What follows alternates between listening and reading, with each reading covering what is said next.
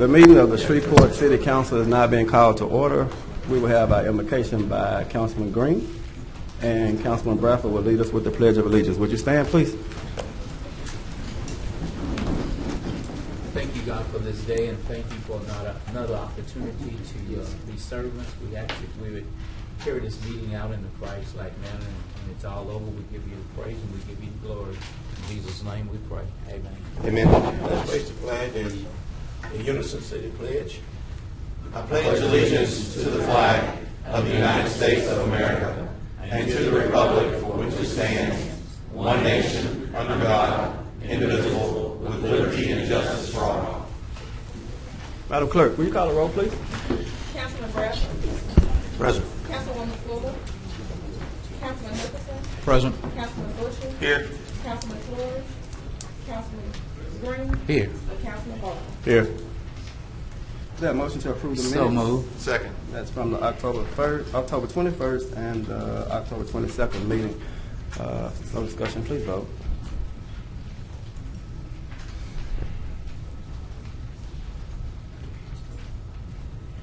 Motion carries with 5 and 2 absent. Does any council member have any awards or recognitions, special guests at this time? Mr. Chairman, Councilman Nicholson. I'd like to invite Mr. Martinez and Ms. Posada to come forward from the NLEP. Thank you so much, Councilman Nicholson. Thank you for having me here, Chairman Bowman, Mayor Perkins, and administration. Thank you so much for allowing us to speak before you this afternoon. As you are aware, the City of Shreveport has been a significant investor and partner with the North Louisiana Economic Partnership since its inception. We cover 14 parishes, but our main office is here in Shreveport, in Regents Tower in downtown Shreveport, and with lots of staff that are residents of the City of Shreveport.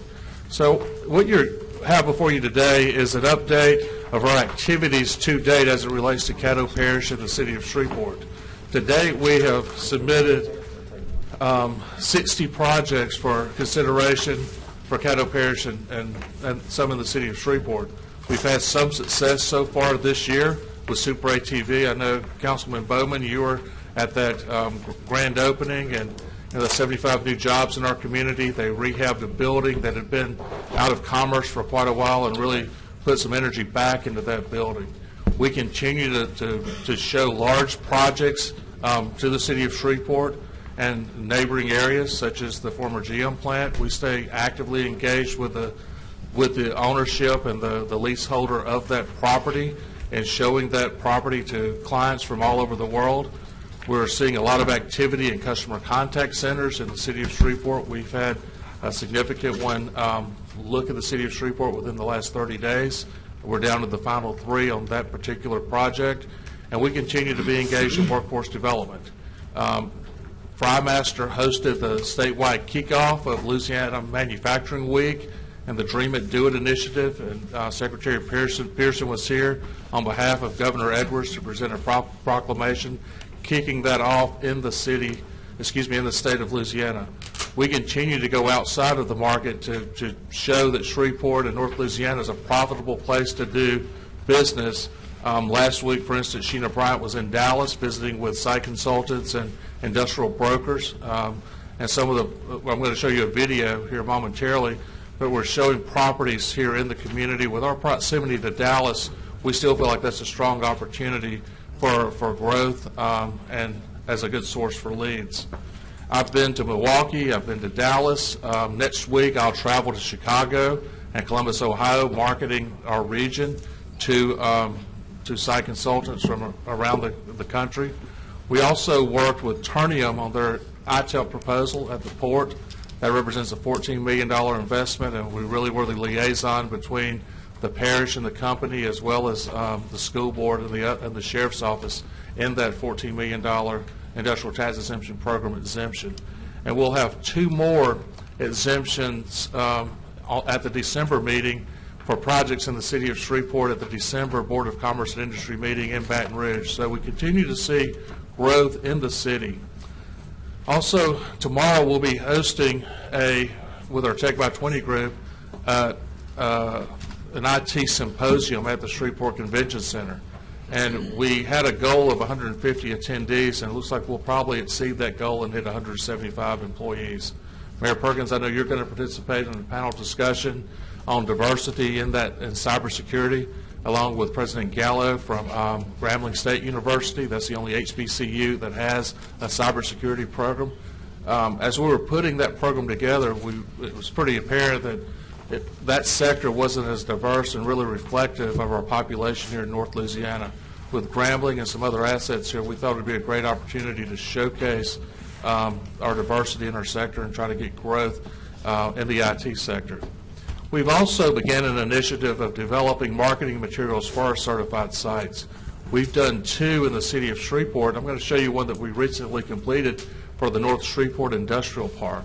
This park is jointly owned by the city of Shreveport and the parish of Caddo, and it's really been kind of overlooked in the past when it's come to submitting it for consideration to industrial clients, but has some assets that I think make it a very viable site for industry. It has Kansas City Southern Railroad. It's close to the intersection of I-49 and 220. It's close to Southern University Shreveport, as well as the KCS rail yard. So there's lots of amenities in that proximate area that make it attractive. So I'm going to share with you a video that we prepared and that we're using in some of our marketing efforts for that specific property. Also, we've completed one recently for the I-20 Greenwood Road site here in Shreveport as well.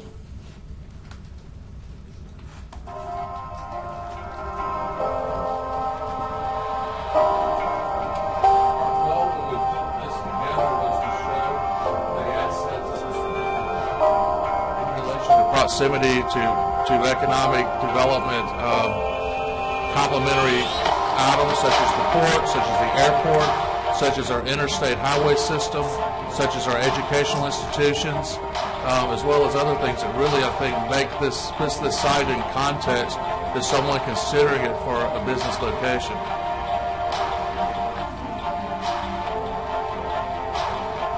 Of course, we use drone videography and some other things, and our goal is if we've got someone that's considering this specific property, I can send them a YouTube link and they can actually see it from their desktop. I don't have to send them a jump drive or any sort of disk or anything of that nature. I can actually link this and they can see it from their desktop before they even visit the market. And again, we want to be very quantitative in showing those physical attributes of the site and things that I think are important to industry when they're considering things.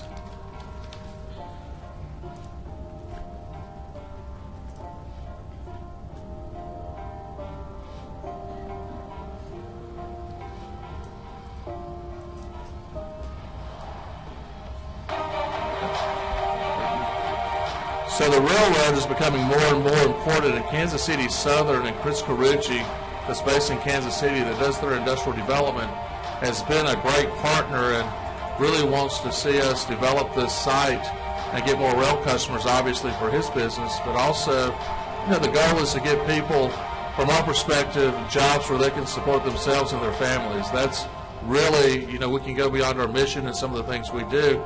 The ultimate goal is so people can live in Shreveport, they can have a job that's meaningful to them, and they can support their families with that job. That's the ultimate goal of everything NLEP does, is to make sure that our residents have opportunities here to support themselves and have a better life for themselves and their family.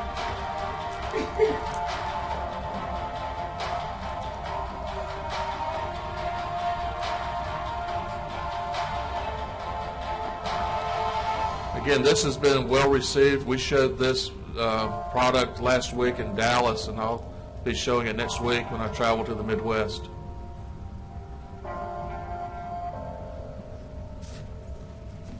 But we do lots of things. That's just one element of the marketing that we do. We also, when we have, I'll just say Chinese clients in town, we've got a great partnership with LSUS and Dr. Lin out there.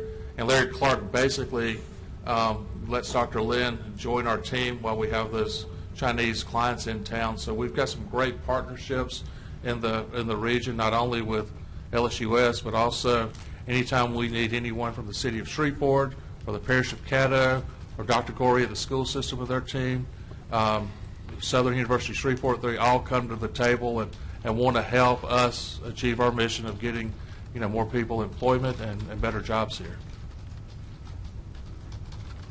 Again, thank you for your partnership. Thank you for the resources that y'all provide to us that we're able to leverage with other folks and perform our mission. All right, thank you so much, Mr. Thank Martinez. you. Y'all have a great day. Mr. Martinez, before you leave. Well, being adjacent to my district, I'm excited about this proposed expansion of that park. Very underutilized over the years. I think there's only like 2 or 3 industries up in there. Infrastructure is well. I mean, it's really ready for the development. And I appreciate you making that a target area for growth. But let me ask you, and you mentioned when you started some relationships.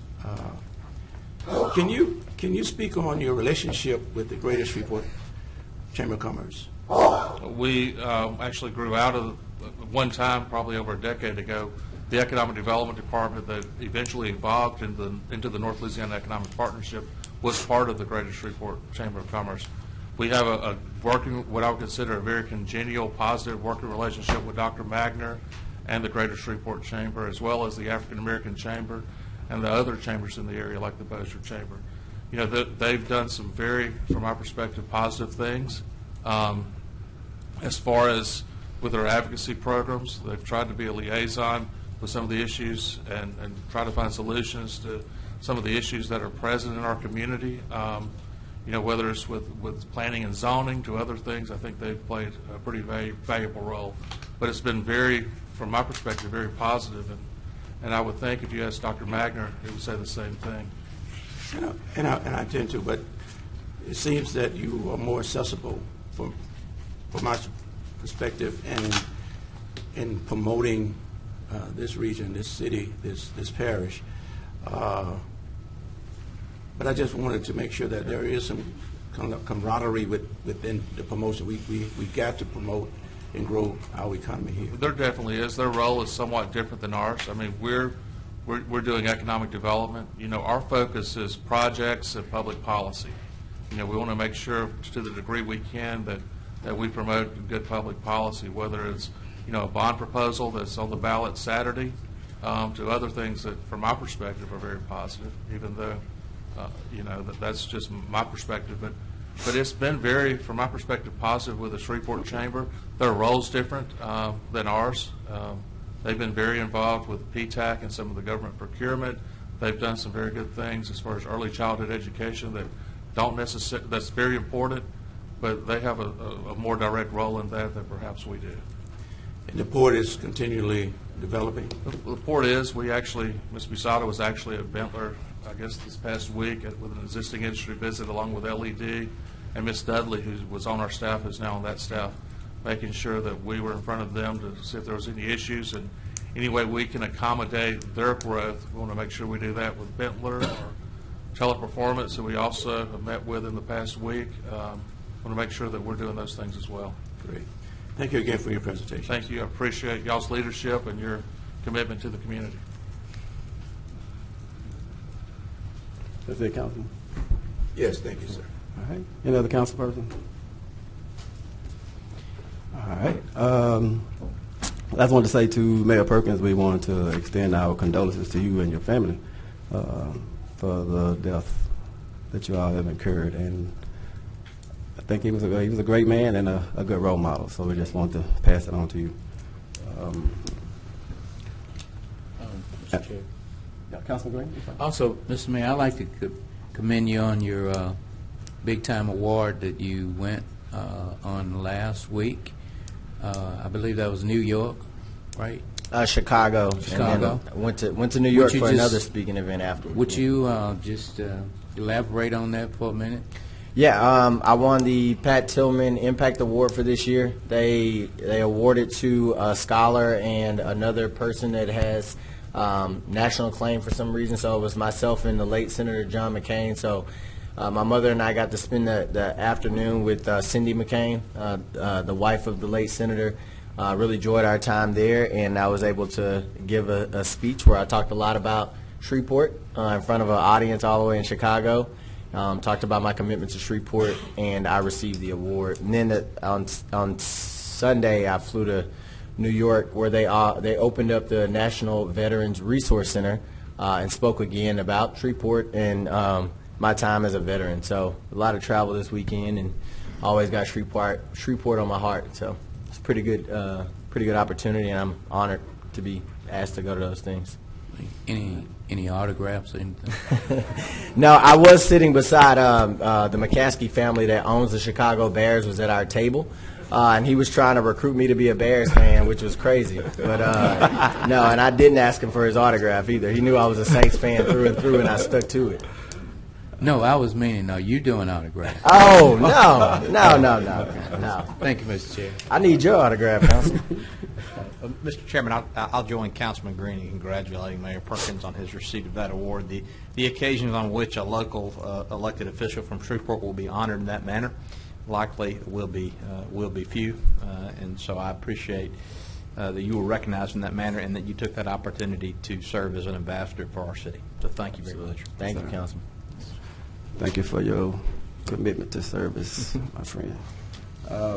If no other council member have anything, Mayor Perkins, you have any awards or distinguished guests at this time?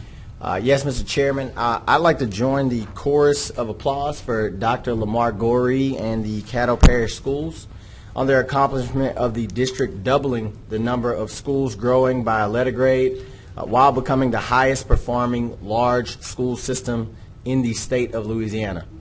Caddo is one of only 2 districts in Louisiana to improve in all 9 categories of student performance assessed by the state. I would also like to applaud the area schools and centers recognized for the early childhood education honor roll. Education is heading in the right direction here in Shreveport, and I'm proud to be a product of our public school system. Today, Dr. Gorey is being honored in Washington, D.C. as Louisiana's Superintendent of the Year. I want to also remind everyone of our public budget review sessions that will be held here on the second floor of Government Plaza from 3 p.m. to 5 p.m. November 14th and 8 a.m. to 3 p.m. on Friday, November 15th. In preparation for the upcoming 2020 census, legislation has been submitted to ask the council to form a Citizens Complete Count Committee. The committee will work in subcommittees to assist with disseminating census information to the public. The subcommittees are healthcare and education, government, communities, and neighborhoods, faith-based and nonprofit organizations, business and industry, public relations and marketing, and census facilities and digital access. We request that each council member appoint 1 member to each subcommittee. Please begin to think of who would be a good fit for each subcommittee. We request all names be submitted to the CAO no later than Friday, November 15th. And at this time, I'd like to recognize Mr. Chip Taylor in the audience. Mr. Taylor, would you like to come and say a few words?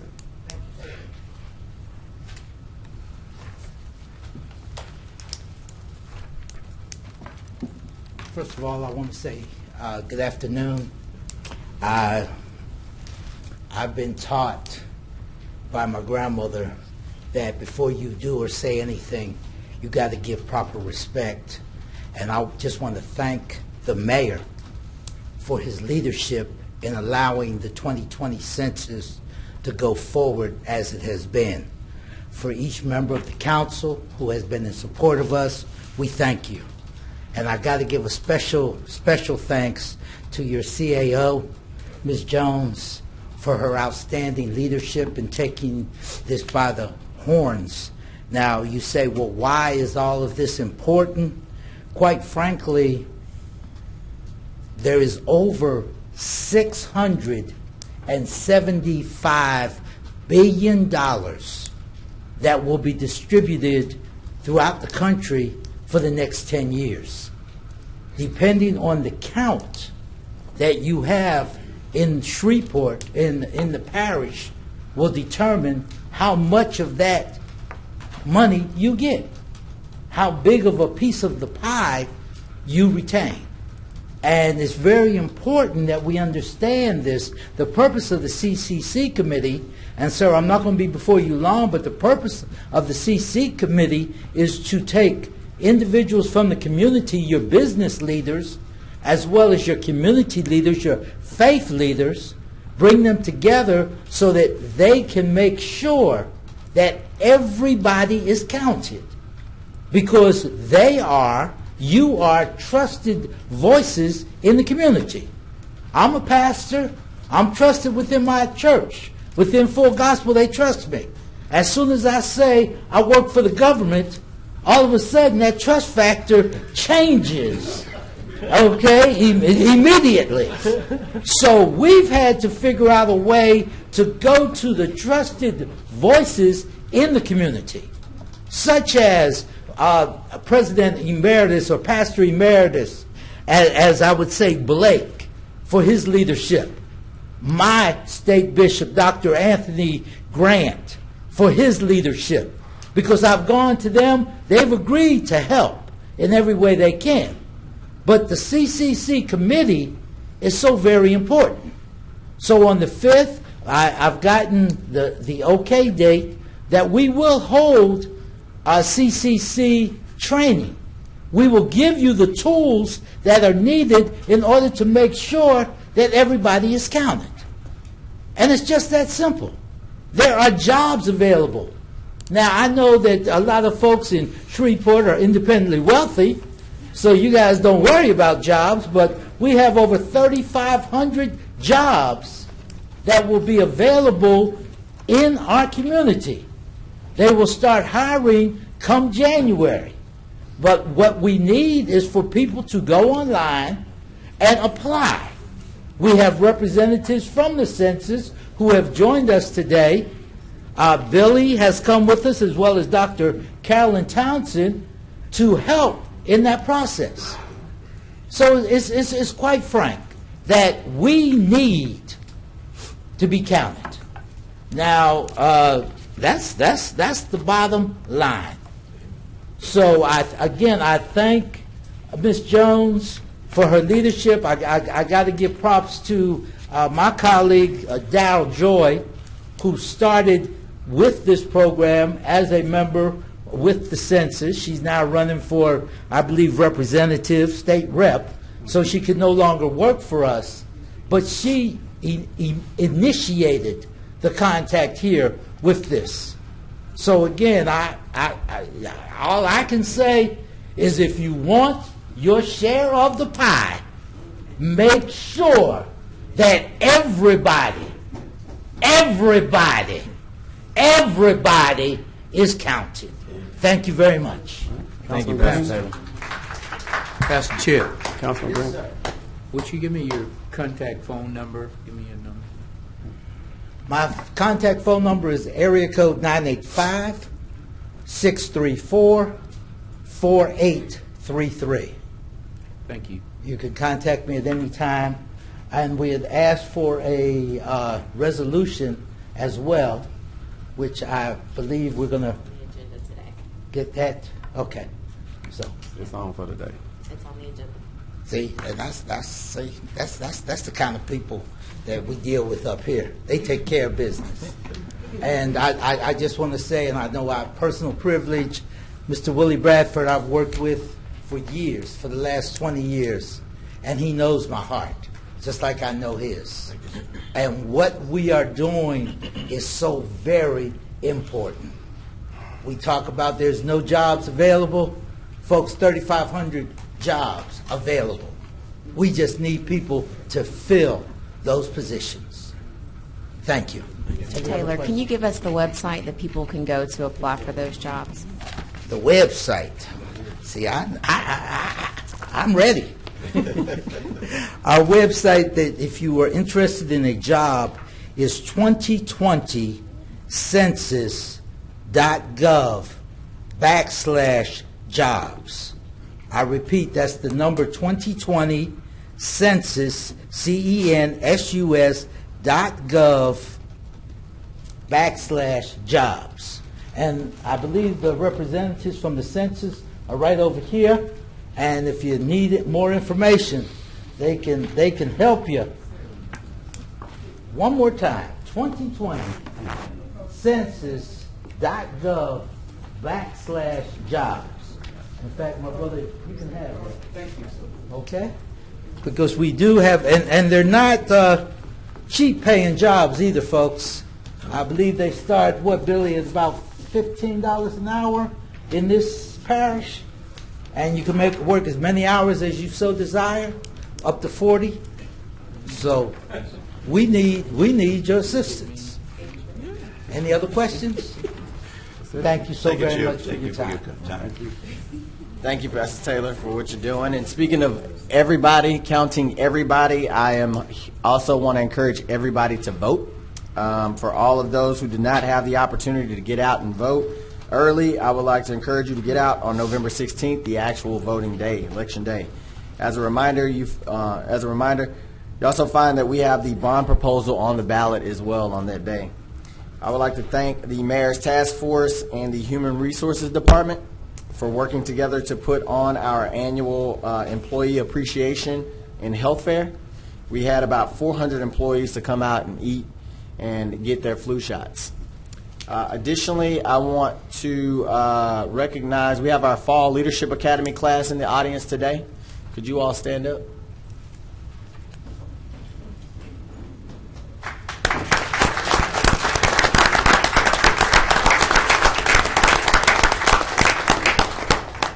All right, thank you so much. They learn skills through our Human Resources Department to help them improve on their current jobs and positions them for the next level of leadership. So these are city employees that are going above and beyond and preparing themselves for a future leadership position. So thank you for being here, and thank you for volunteering to step up. I also want to thank the council members who attended the Mayor's Prayer Breakfast last week. It is always great when we can put partisanship aside and unite in prayer for the good of our city. Next year, the event will be held in Shreveport.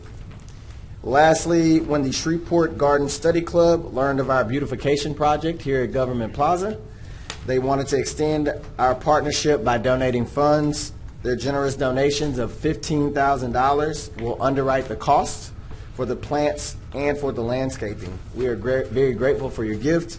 And at this time, I would like to recognize Marty Lipo and Susan Hartner and have them come up and make their presentations.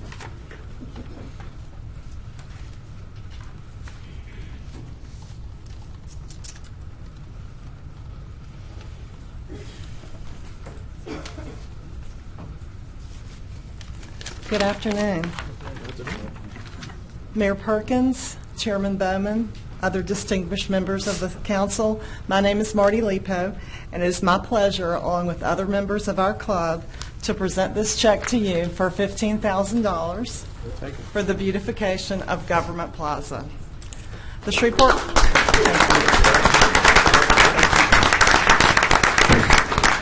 The Shreveport Garden Study Club has a long history of partnership with the city with regard to our project at the Greenwood Cemetery.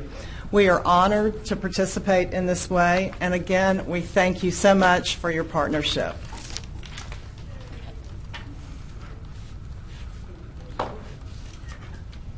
Thank you.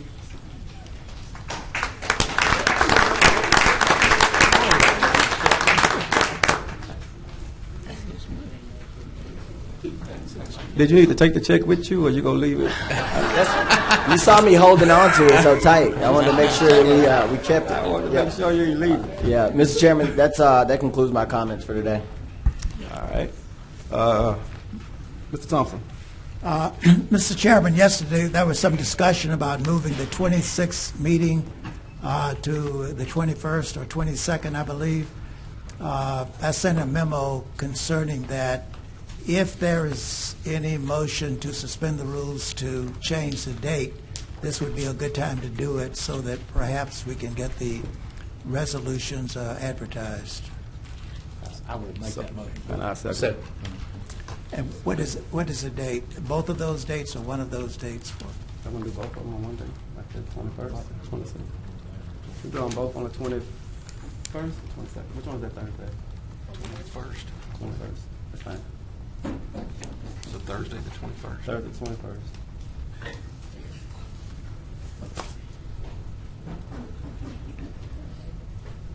No discussion, please. Councilman Bradford, that's fine.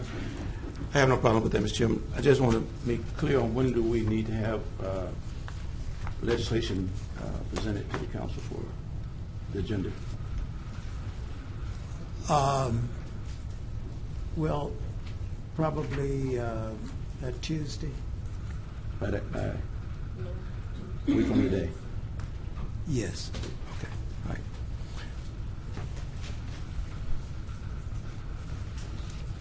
And that motion carries with 5 and 2 absent. Thank you.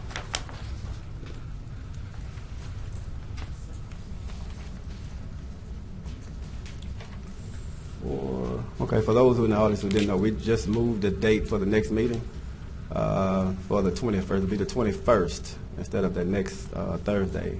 It'll be, Tuesday, Monday and Tuesday. It'll be just on the 21st at 3.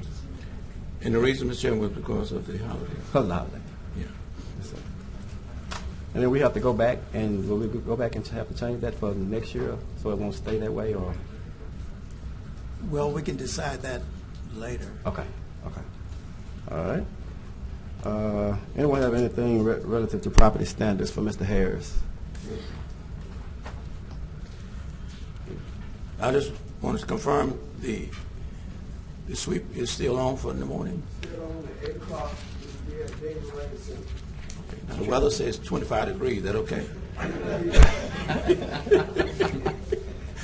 All right. Thank you. We'll be looking forward to seeing you. Mr. Harris, real quick, just while you have your guys out over around Gideon and Palestine over in that area, I've been getting some complaints about some houses that have been boarded up for quite some time. I have not had a chance to go over there yet, but I plan to this week and look and try to get some specific addresses. But one, the lady said the house had been burned up for quite a while, and there's some people coming in and out of them. So I know it's on Gideon, but I'll try to get you a cross street. Okay. She was supposed to send me an email, but she never did. So. And Mr. Harris, while you're up here, east of Herndon to the east of Erie Drive is an access point to Caddo Magnet High School. And between Caddo Magnet and Erie, there has been some dumping of appliances on the south side of that road. So if you just sweep that area, I appreciate it. Got it. Thank you. Thank you. Thank you, Mr. Harris. All right. We should have received, I think we all got our collection revenue plan. We got our information from Ms. City Attorney. Yes, sir. And we have a public hearing today? We have the 2020 budget. 2020 budget, okay.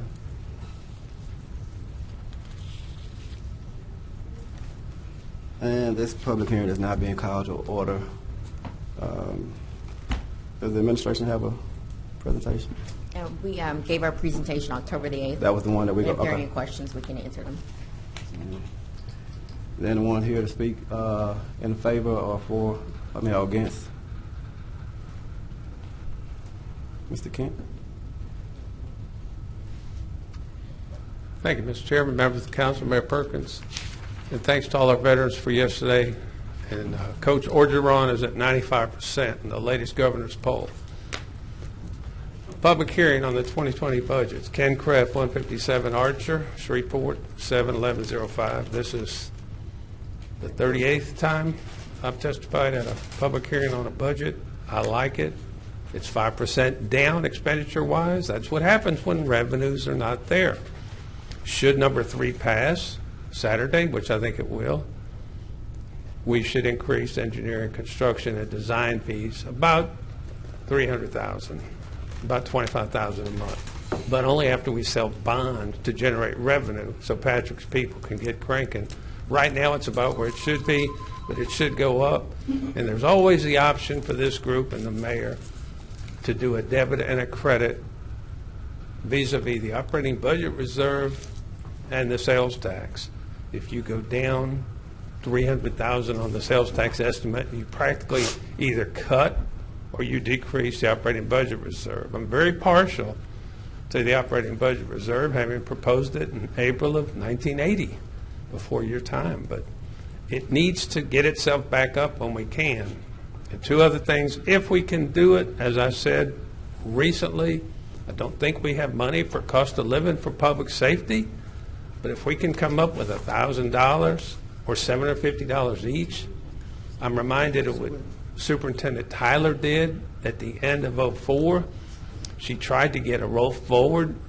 She tried to get 8 of 12 board members to approve a property tax roll-up to give a true cost of living. It was going to be 3%, but they failed by 1 vote. She got 7 greens and 5 reds. But she did give certified teachers $1,000 later that year and non-certified $500. If we can do that, and I think we can, it would really help.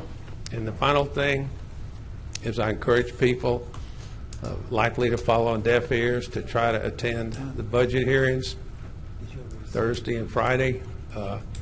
If I show up at 3 o'clock or shortly before Thursday in a Thomas Jefferson costume, that's because Respondi's people invited me to recite the Declaration outside the CenturyLink for the crowd, but I don't know if that'll happen. If it's raining, I'm not going to do it. And finally, I'm still reminded of what this gentleman from District A said the day before the last governor's election at the budget hearing upstairs. There are needs and there are wants, and it's always a terrible problem for you people. His need might be your want. His need might be his want. So we just do the best we can with what we have. And I wish the members of the media would show a little interest and maybe show up Thursday or Friday. But if Adrian would promise to arm wrestle John, maybe we could get him to come. If we had a little... I refuse any invitation of the mayor to arm wrestle me because I know Thank that you. would end. Thank you. But Ken, thank you. let me just say this, Mr. Chairman, and I think the new councilman would appreciate Ken Kraft, his understanding in years of participation in budget hearings has been very beneficial to us in regards to his continual presentations in what has happened, giving us an understanding and some reference to what has happened through the years. I value his input, and I'm looking forward to seeing you on the Friday and Thursday. We talk about continuity, and we come in pretty much green to what has happened in previous years. It's almost on-the-job training. And we assume these positions as elected officials. But we're having resource people like Ken Kraft is always good and helpful in us somewhat ascertaining and deliberating over what we need to do for this city. So your presence would be appreciated. Thank you, Mr. Chair. Thank you, Mr. Chairman. Mr. Chair. All right, Councilman Green. Thank you. Again, Mr. Kraft, thank you for publicly stating about the bond issue. From whenever I met you a long time ago, you've always been consistent, and I can appreciate that about you. Thank you very much. All right, Mr. Chairman. Councilman Nicholson. I'll say briefly that I appreciate Mr. Kraft's remarks concerning the city's general fund operating reserve. You know, the administration has delivered to the council a proposed budget that is balanced for the first time in several years. That is very much a step in the right direction. I remain concerned about the prospect of this council approving a budget that provides for an operating reserve of only about $1 million on $210 million of spending. Not a function of decisions that the present administration has made, but a function of the situation that it inherited. And I am going to encourage the council during our budget meetings this week to look for additional opportunities for savings. I know that the mayor is committed to seeing that reserve increase over time, but I want that to happen as quickly as possible because I do think it is perilous for a city the size of our city to have such a small reserve. That's something that has concerned me since before I got elected, and I'm going to continue to do everything from my seat to see that we increase that operating reserve. Thank you. All right. Thank you. I think we have a time conflict on Mr. Chairman. the meeting. Yes, sir. We're in the public hearing. Is there anybody else to speak for or against? I'm sorry. Was there anyone else? I didn't think of it. I'm sorry. Was there anyone else here to speak for or against this ordinance? public hearing. Okay. For this public hearing, on the ordinance on the public hearing. Right. All right, seeing none, then this public hearing is closed. All right, I was saying that I think we have a time conflict on the date conflict. That date that we just spoke of is the same date that the commission is meeting. So either we On the need 21st? So either we need to meet early or change that date. That's what I was thinking. Commission's regular. Yeah. You could reconsider and do it on the 22nd. 22nd is fine. 22nd. All right. So I move that we reconsider the Second. 21st. Reconsider. Been motion by Councilman Bradford, second by Councilman Green. Reconsider 22nd. And that motion carries with 5. I so move, Mr. Chairman, that we will hold our next meeting on Friday, the 22nd at 3 p.m. At 3 p.m. Second. Been moved and probably second by Councilman Green. Please vote. Motion carries with 5. Thank you. Sorry about that.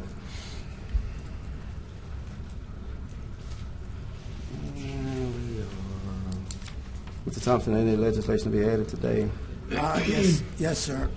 We have a request from the city attorney to go into executive session today pursuant to revised statute 4216 and 42:17A2 to discuss the following matter: Larry Cunningham versus City of Shreveport et al., docket number 5:17-CV-01056 with the United States District Court. So, I move that this legislation be added to the agenda, Mr. Chairman. Second. Well, Mr. Chairman, was anyone? Yes, sir. yeah, after the motion, you would determine if anybody wants to speak Okay. on this matter. It's been motion by Councilman Bradford and second by Councilman Butcher. Is there anyone here that want to speak for or against adding this to the agenda? Does anyone want to speak for or against adding this to the agenda? Seeing none, please vote. And that motion carries with 5. Thank you. Mr. Chairman, that will be taken up under executive session at the end of the meeting. Thank you, sir. And we have the following request to speak. Ms. Lahoma Williams.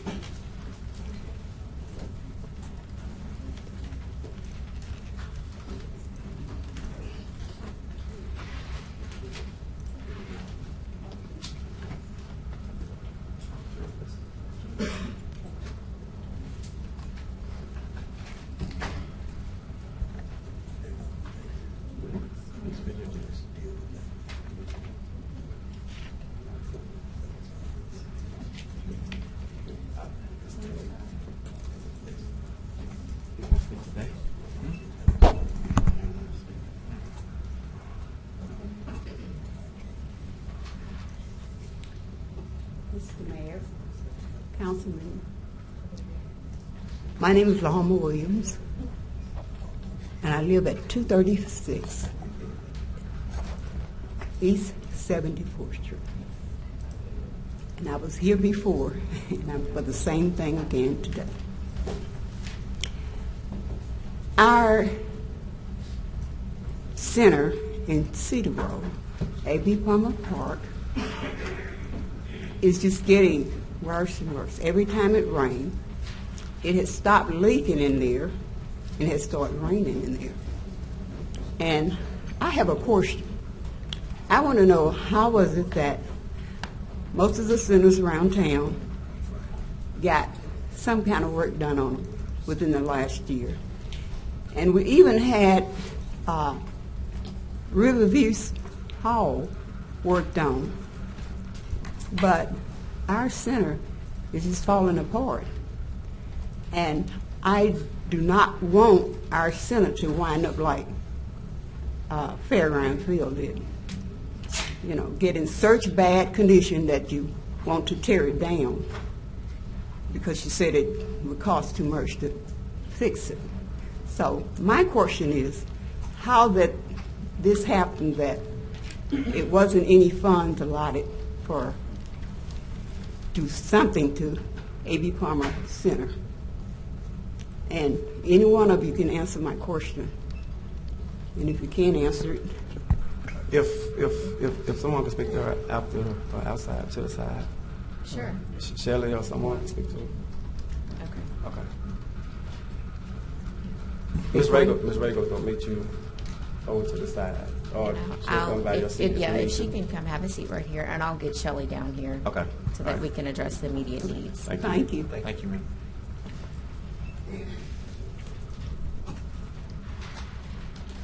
Mr. Sammy Mears.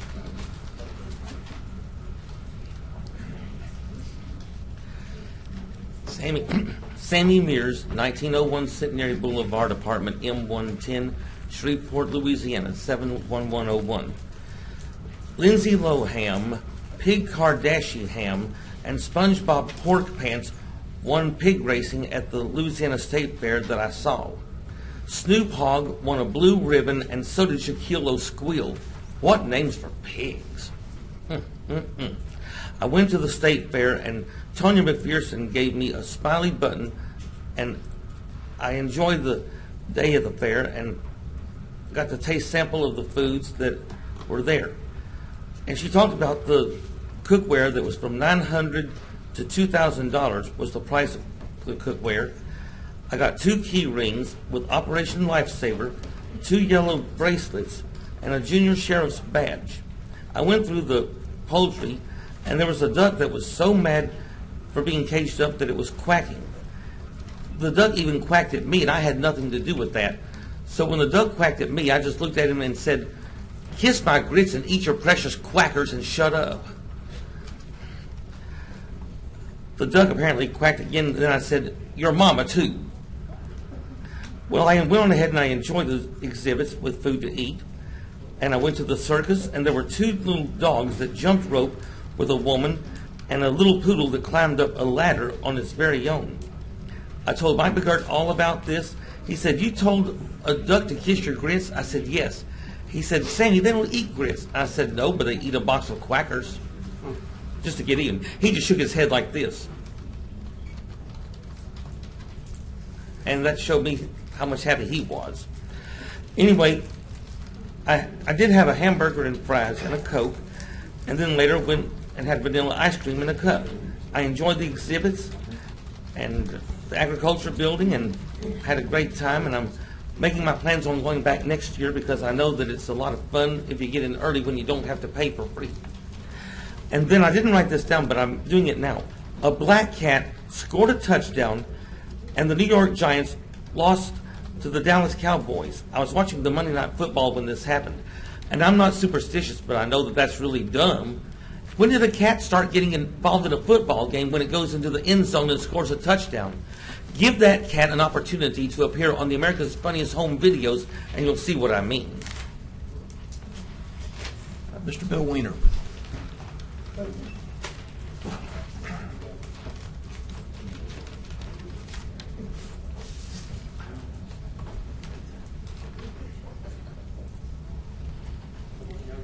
I'm Bill Weiner.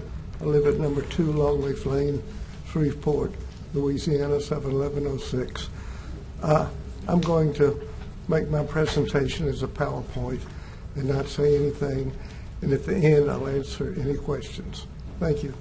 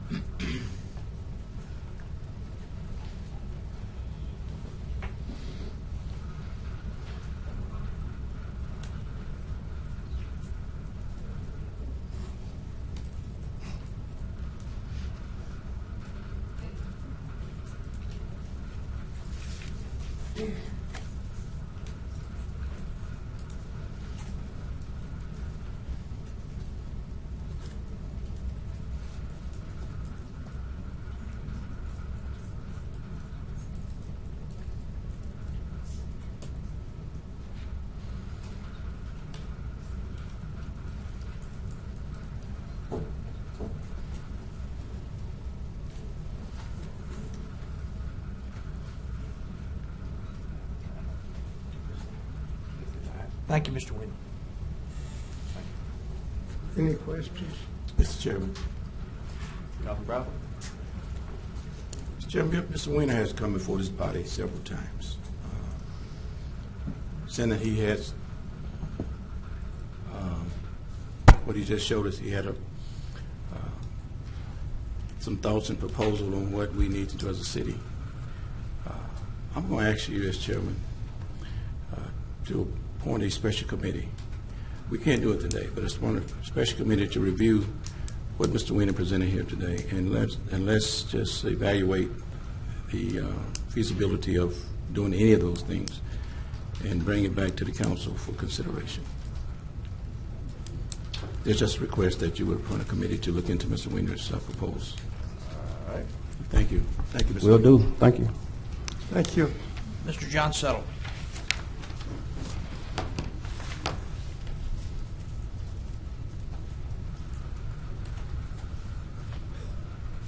John Settle, 4 Tealwood.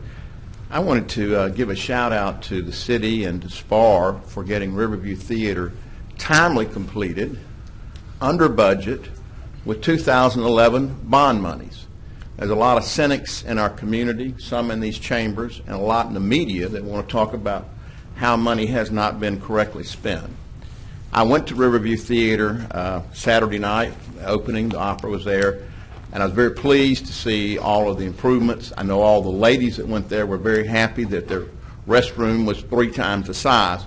But this is an example of how the city has completed a project timely, with bond money, and on budget. And the issue about the roof at A.B. Palmer is in this bond issue. Speaking of A.B. Palmer, I went to 9 town hall meetings on the bond issue. I'm kind of a slow learner, so it took me a while to get all the details. But I went to 7 community centers, and I think that the city has 16 of these.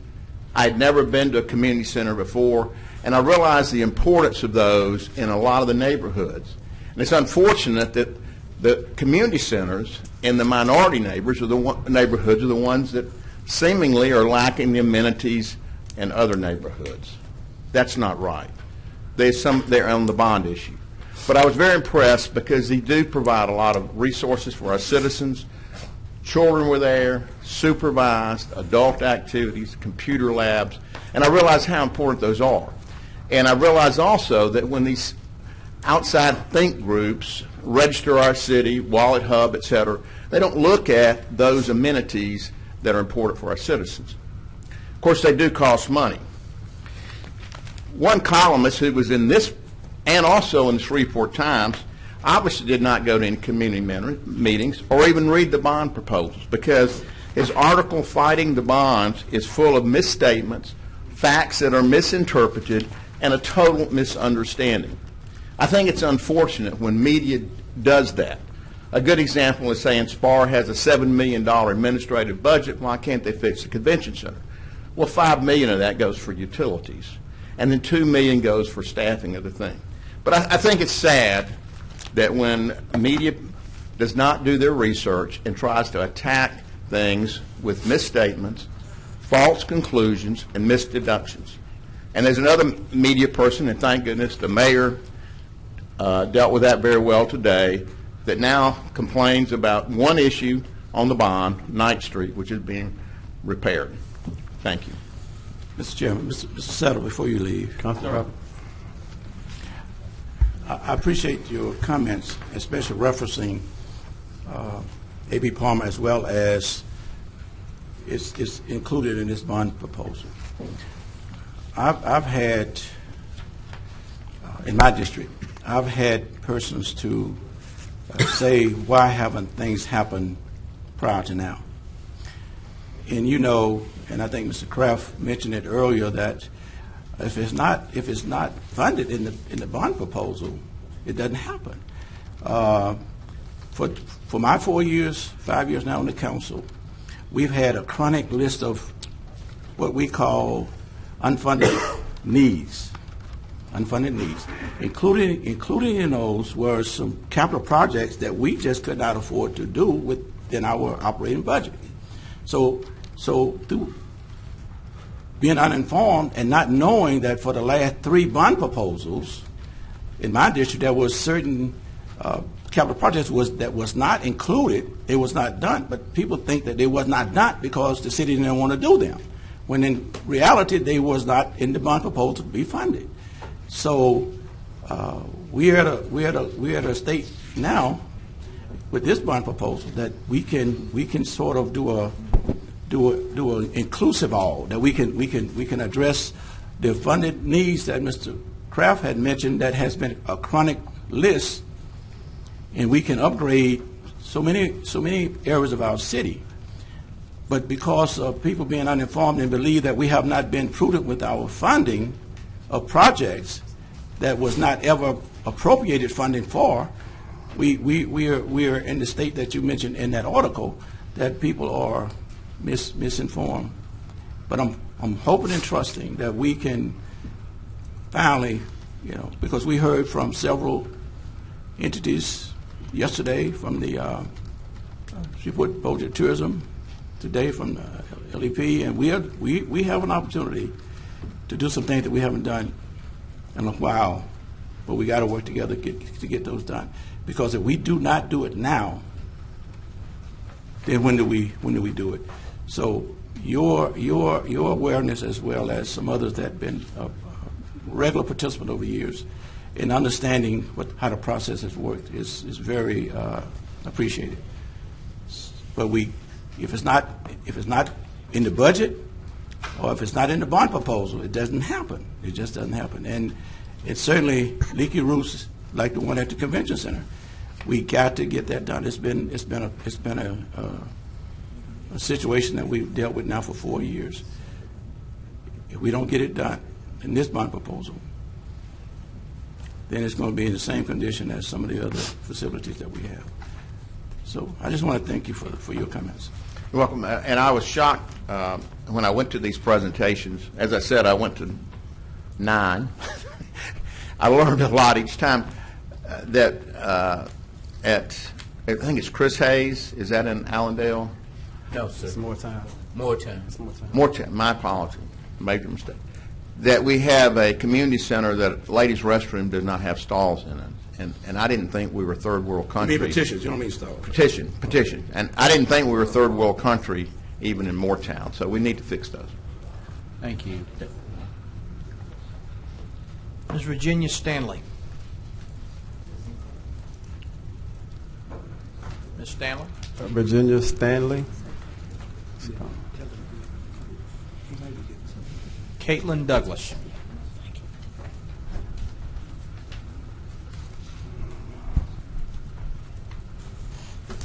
Good afternoon, everyone. I'm going to adjust this so I can hear myself. Okay, so I'm here today on behalf of ASAP Shreveport and on behalf of a collaborative Get Out the Vote effort that is being spearheaded by a lot of the millennial-ran organizations.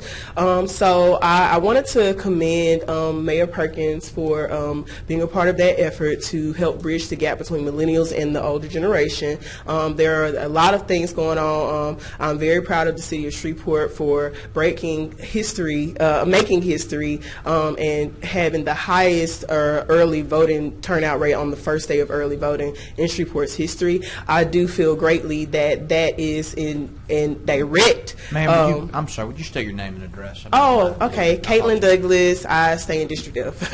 My apologies. But yes, I wanted to commend the millennials in Shreveport for actually getting out the vote, and I want to give out my phone number to anybody listening so that you know that you will, if you don't have transportation to the polls on Saturday to vote, 318 318-344-3162 is my phone number. 318-344-3162 is my phone number. And I will get your information to Ms. Candace Baptiste, who is working with the Power Coalition for Equity and Justice, to help you get transportation to the polls on Saturday. I am also here to promote an event that I am hosting. It's an educational initiative. I would like to invite Mr. Bradford, because it's actually going to be at Southern University on Martin Luther King on the Cooper Road, and it's in your district, if I'm not mistaken. And I would like to invite anybody in the room, anybody on the live feed, because what we're doing is called Hood Politics, and we are literally taking a grassroots approach to bridge the gap of communication and eliminate the communication barriers that exist between younger millennials in the city, so that they can actually get the correct information of what they are already talking about. Millennials, especially younger millennials aged 25 and below, are already talking about politics, but they are not realizing that they're talking about politics, and they get intimidated often when they see people in suits and when they see people in places like this. So we're coming at it from a very, very, very simple approach, in that we're going to just have a kickback at Susla at 12 p.m. tomorrow in the CAF, and the students are able to congregate and talk about whatever they want to, and we're going to just give them the correct information so they can be informed citizens and make informed decisions and be properly functioning members of society. And I do want to say that on Thursday, I have been hearing on Facebook, a lot of people are wanting to do counter protests for in lieu of our president's arrival here. And my challenge to everybody is, instead of going and counter protesting, go vote on Saturday and make a difference that way, and don't just be seen and be heard in the physical, and not cast your vote and be heard on the national level. So that's all I wanted to say, and thank you again for collaborating with us. Let me say one other thing before you go, Mr. Chairman. Ms. Douglas, thank you. I just want to say thank you and Ms. Baptiste for your efforts. I really appreciate the effort that you all are putting forward. I just want to follow up the millennials. Millennials. You got to put some respect on it. Millennials. Yes. Well, anyway, your efforts and your presence over the last, especially the early voting as well as education. I think you made a presentation during the William Barber visit as well, right? Yes, I did, and I actually will be flying out. I'm going to get, as the millennials say, flued out. That's for my millennials. But I'm going to Chicago for the National Poor People's Campaign as well this week. So I've actually already done my part, and I'm going to have to continue my work in Chicago. So, yeah. But I'm just saying that your presence and those of your colleagues in that efforts to get out the vote, early voting, as well as the presentation that you'll be hosting tomorrow, and I certainly will be there. I think it's good. We got to bridge the gap. We got to become more understanding, and that we are all in this together. There's no generational enemy here. It's just if we got to communicate and appreciate each generational contributions to this effort to make this city a greater city. Okay. But I want to thank you personally, because I see you all over the place. Sir, help me. But I do want to I'm going to hold you to coming tomorrow now and Susla in the calf. I'm going to make sure they say you some chicken or something. And you come at 12 p.m. all y'all, okay? It may not be Southern Classic, it might be some XO, but come on, okay? Okay, thank you. One second. I just wanted to thank you for what you're doing as well. It's very inspiring to myself and to our peers that are millennials and even Generation Y coming behind us, to see you come out and be an activist for your community about so many issues, but also encourage them to vote.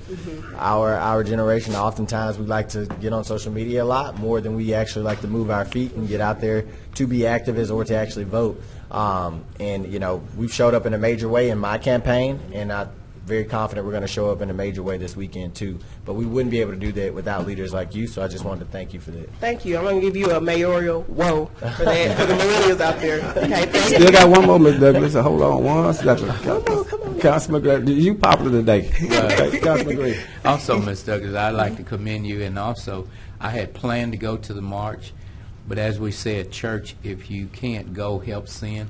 So if you would remain after council meeting, I'd like to give you a contribution on your trip. Thank you so much. Yes, ma'am. Thank you. I'm going to change my shoes and sit down and something comfortable, and I'm going to hold you to that. Yes, ma'am. I'll see you. I'll see you right after the meeting. Yes, ma'am. All right. Mr. Mark Medicus.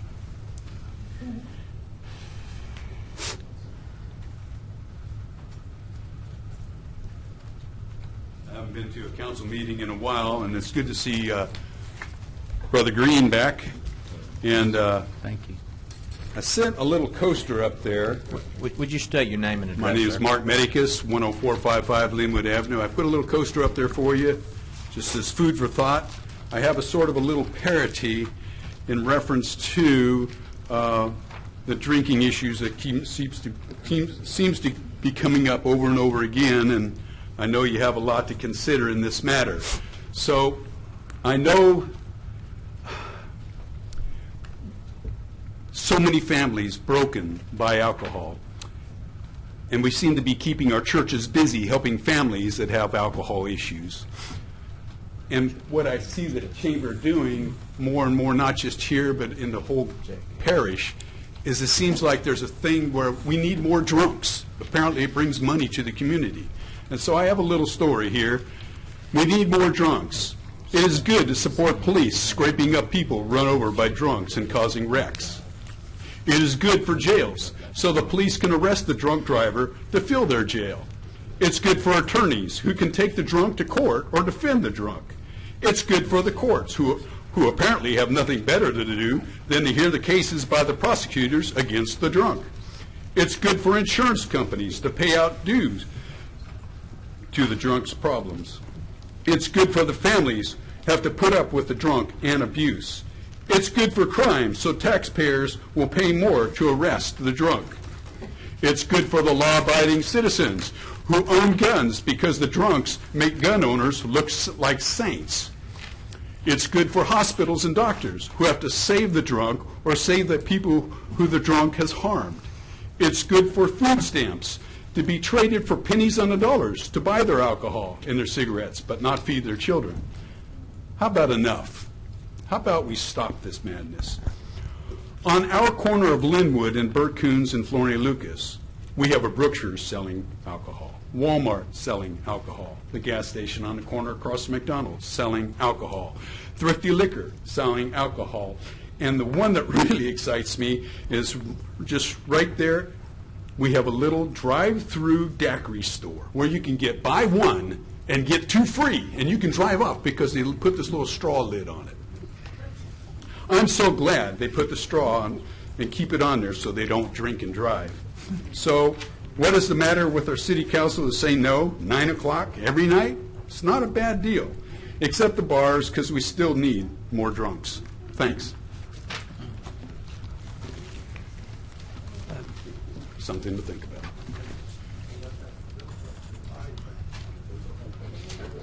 Thank you, sir. Mr. Albert Brown. Good evening, everybody. Good evening. I said good evening, everybody. Good evening, Mr. Brown. All right, now. Albert Brown, 439 East 81st Street, Shreveport, Louisiana, 71106. First of all, Mr. Mayor, City Chairman, City Councilman, employees, City of Shreveport. First of all, I want to thank you, Ms. Jones, because Mr. Mayor, y'all really on top of these things that when I ask for, y'all really be on top of it. And I really thank you all for that. Y'all doing a great job. No matter what nobody else say, y'all doing a great job. And you got my support and my prayers. But there's a few problems, a little thing. Now, I talked to that supervisor for Linwood, and he said he was going to take care of that. But we still got some bad areas there on Linwood that, need to be taken care of because of the fact that you can't, and people have talked to me about it, and they said, Mr. Brown, it's still, I know you can't do everything, but it's still some bad areas there they need to take care of. And I talked to that supervisor back here a while back, and he said, we're going to take care of it, and he, didn't take care of it, but, I'm still knock on that door. And Mr. Green, I need to see you right after, I need to see him. And Mr. Bosch, I need to see you too. My ministry is called Big Because I Care. And I do care because of the fact that I asked God today, I said, what am I here for? Because I care. Now, I love Shreveport, and I'm always, my nephew asked me another day when he came here from his mother's wedding, he said, Unc, don't you feel bad? He said, because in Seattle, it's just as bad as all get out. So we should not put down Shreveport because it's bad everywhere. But people always act like we just got the worst thing it is. But it's bad everywhere.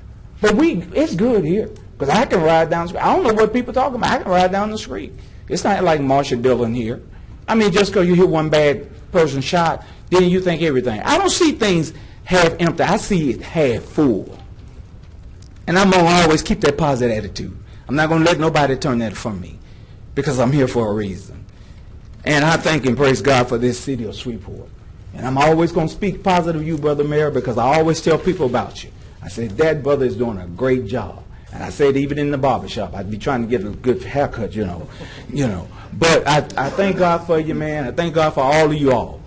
My prayers are with you all. And I pray to God y'all have a happy Thanksgiving and a glorious time. And I'm just asking now who's going to invite me for Thanksgiving now.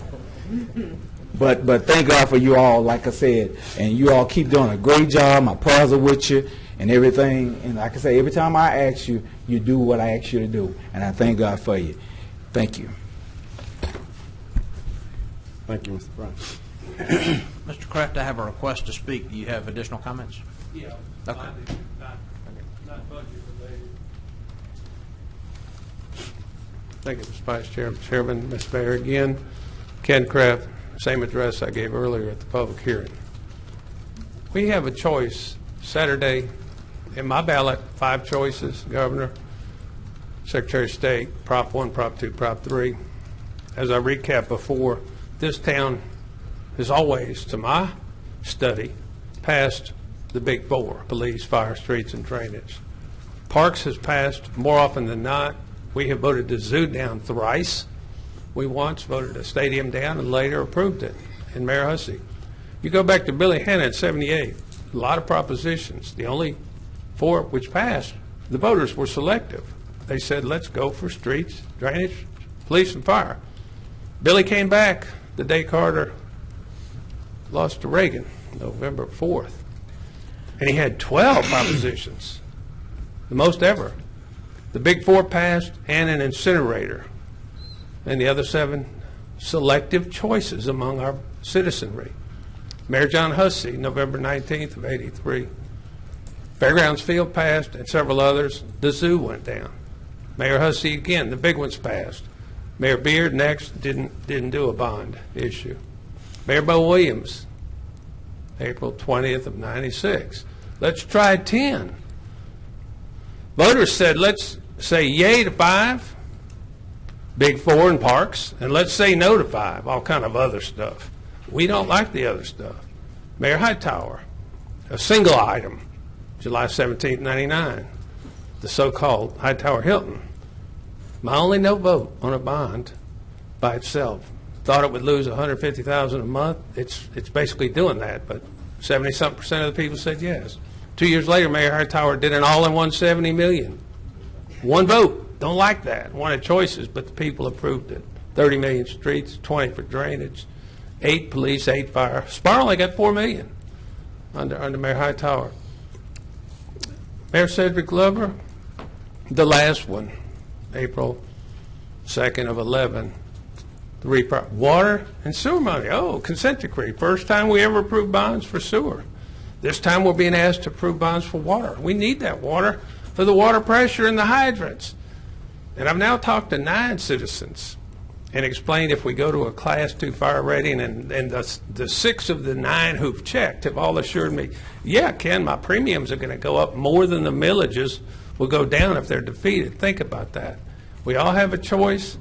I plan to go out and vote for all 3. It's my 192nd election. I hate media people like Aaron McCarty saying at 8:38 yesterday morning there's no specificity. So we haven't specified which fire stations we're going to replace? Oh, my bad. I guess we're going to replace 3 and 19 and 22. No, it's been very specific. Mr. Keith Brown. Brown? He left. Those are all the requests to speak, Mr. Chairman. All right.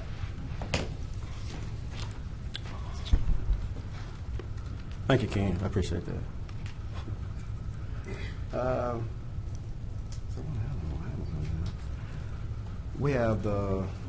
Is Mr. Lawrence Anderson here? Well, I didn't want him not. I didn't want not to recognize him if he was here today. So. Okay. There are no items on the consent agenda. Mr. Thompson. Mr. Chairman? Are we confirming him today? Is Yes, that today? yes. Okay. I so move. A second. It's been moved by Councilman Bradford and a second by the chair. The motion is to confirm, confirm Lawrence Anderson. Yes. Lawrence Anderson, the Shreveport Bossier Sports Commission. If there's no discussion, please vote. That motion carries with 5.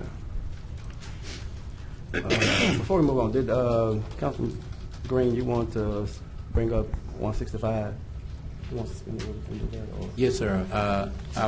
Mr. Chairman, I'd like to suspend the rule and bring up zoning case 165. A second.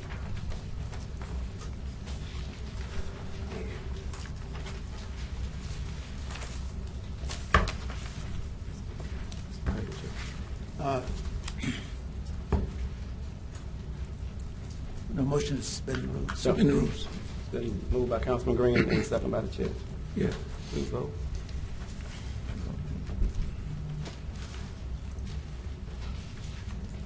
That motion carries with 5. Okay. Ready? This is ordinance 165, case number 19-387-C. If adopted, it would rezone property located approximately 1,600 feet west of Pines Road and 300 feet south of Jefferson Page Road from RE Residential Estate District to R2 Multifamily Residential District.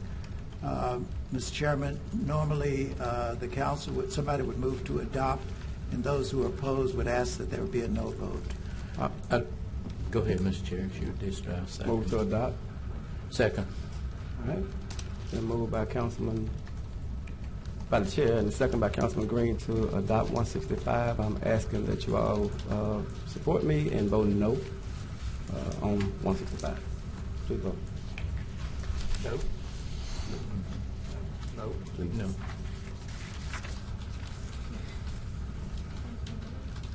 Oh, vote no? Oh, I'm sorry. I'm asking if you support me to vote no. Yes, sir. You're asking me. I'm sorry. That motion fails with 5. I'm sorry, Mr. Chair. Fails with 5. Thank you. All right, Mr. Thompson, can you proceed with regular agenda legislation? Mr. Chairman, in case there's anybody who's asking, this upholds the vote of the MPC to deny the request to rezone the property. I'm sorry, yes. That's right. Thank you. We're now into regular agenda legislation. Mr. Chair, before, Cousin Ruth, you all can go home now. We're in defeated, so you know. I just want to Yes, sir. Resolution 130 authorizes the execution of a cooperative endeavor agreement with Shreveport Bossier Convention and Tourist Bureau. So move. Second. Been moved by Councilman Bradford, second by Councilman Green. Please vote. Motion carries with 5. Mr. Thompson. Resolution 131 authorizes use of certain equipment by Sports Spectrum Race Management. So moved. Second. Moved by Councilman Green and second by Councilman Butcher. There's no discussion. Please vote on 131.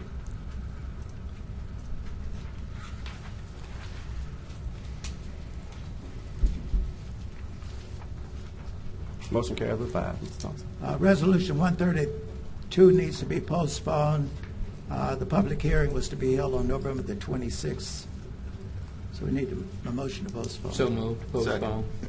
The motion by Councilman Green, second by Councilman Butcher. Postpone. On 132. No discussion. Please vote.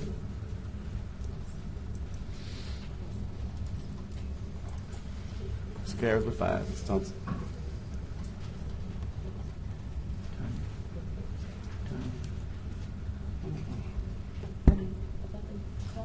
Okay, Okay, Resolution 133 authorizes the mayor to accept a donation of real estate with improvements located at 2916 Fulton Street in as-is condition with an estimated value of $20,000 from Wells Fargo National Bank to be utilized by the community development for home ownership or rental to a low to moderate income homeowner or tenant. So moved. A second. Moved by Councilman Green and second by Councilman Bradford on 134. My question, administration, this property has been evaluated to the needs that we can apply it to. Is that correct? Yes, sir. We have a representative from Community Development. Ms. Tracy Graham is here. And if I can have her to come up, and she can give you an overview of what this project is for.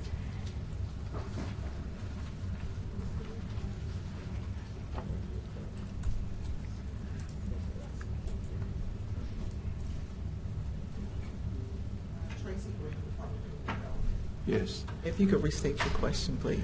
Okay. My question is, let me reference it first. Oftentimes, people donate things to people, city, and it costs more to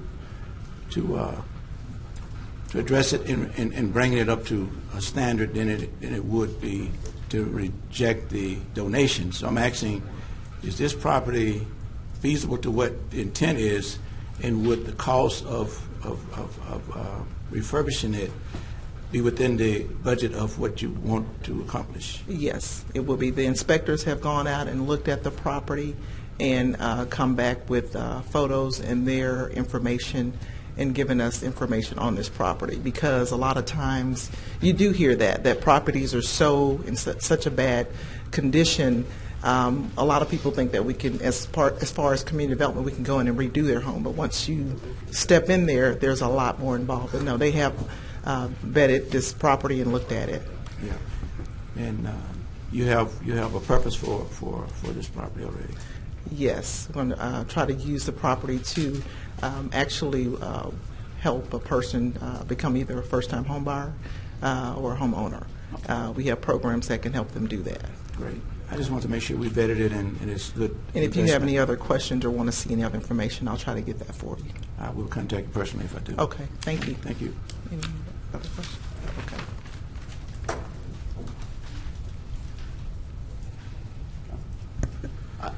Real quick, and I don't really know if I would like in the future, I'm gonna vote for this today, but in the future I would like to see these inspection reports before, if we add anything else. I'd like to see some.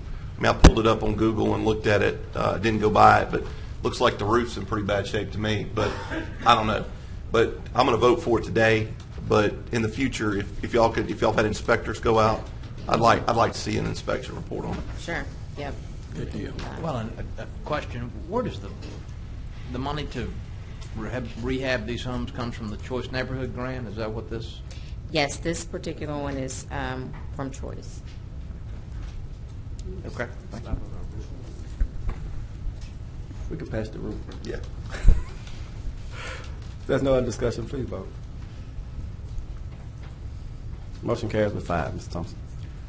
Resolution 134 designates Africa Price, Director of Governmental Affairs, Shelley Regal, Director of SPAR, Russell Delancey, Division Manager, City Architect, and Stephen Therese, SPAR Senior Project Administrator, to act on behalf of the City of Shreveport in all matters pertaining to the Valencia Spray Park Planning and Construction Project, State of Louisiana Facility Planning and Control Project number 50-MRI-19-01.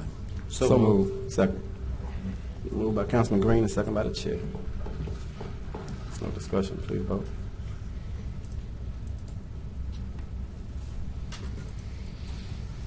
That motion carries with 5. Mr. Thompson.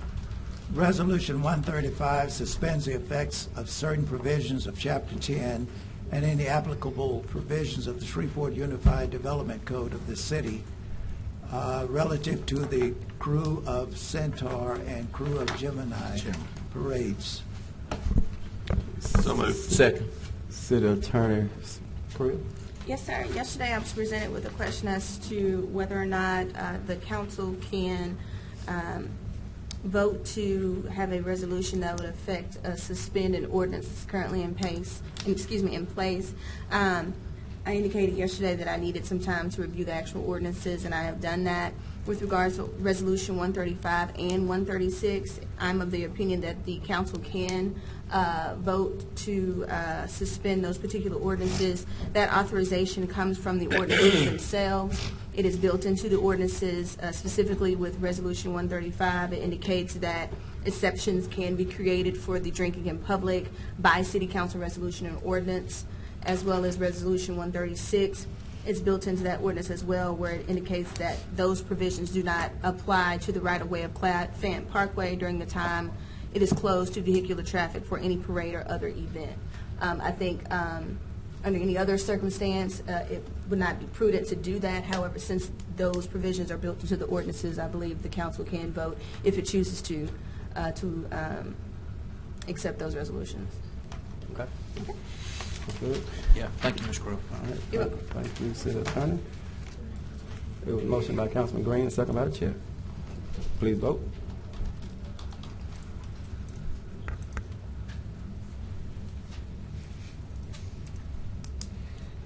And that motion carries with 5.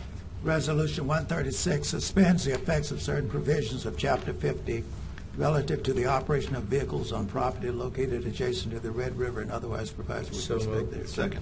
Moved by Councilman Green and second by Councilman Butcher. If there's no discussion, please vote.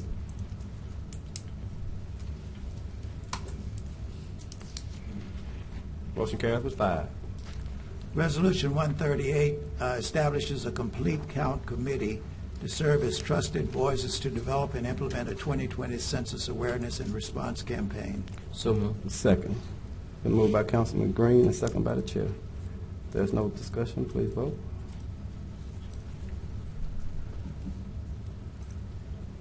And motion carries with 5.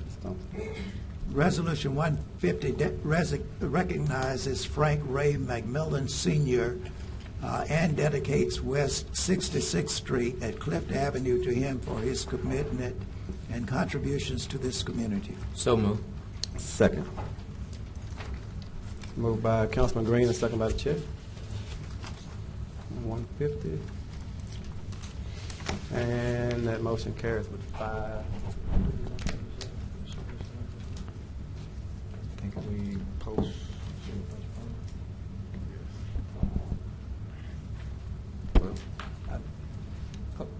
Mr. Clerk, did we adopt 137? I'm sorry.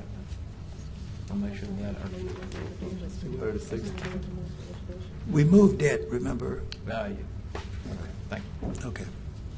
Councilman Bradford had a question earlier, and we went so fast earlier, I just mentioned that we had a report from Mr. Clark. If you want to give us about a good minute so Mr. Clark can come up and address that question, we can do that. I'm sorry, I skipped over that earlier.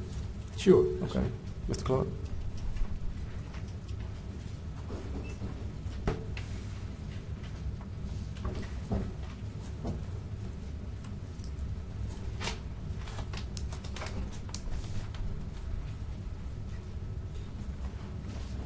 Mr. Chair, Council, Mayor, we wanted to come to you, Councilwoman Fuller had alluded yesterday, to bring you an update to some of the initiatives that are being developed out of the Master Plan Committee. We had a meeting last week for the Master Plan Committee meeting. Some initiatives have come from the MPC staff that I think you would be very interested in. The first initiative that we are tracking through the process is the Neighborhood Participation Meeting Program for Land Use Actions. The master plan, if you will allow me, designated that the MPC should adopt a policy that provide that private and government projects meeting certain criteria must be taken for comment to the residents, property owners, or business owners who may be affected by projects. And that means that certain projects that come before the MPC board would be taken out to the communities but it would be initiated by the applicant that's trying to do activities in certain neighborhoods and certain communities.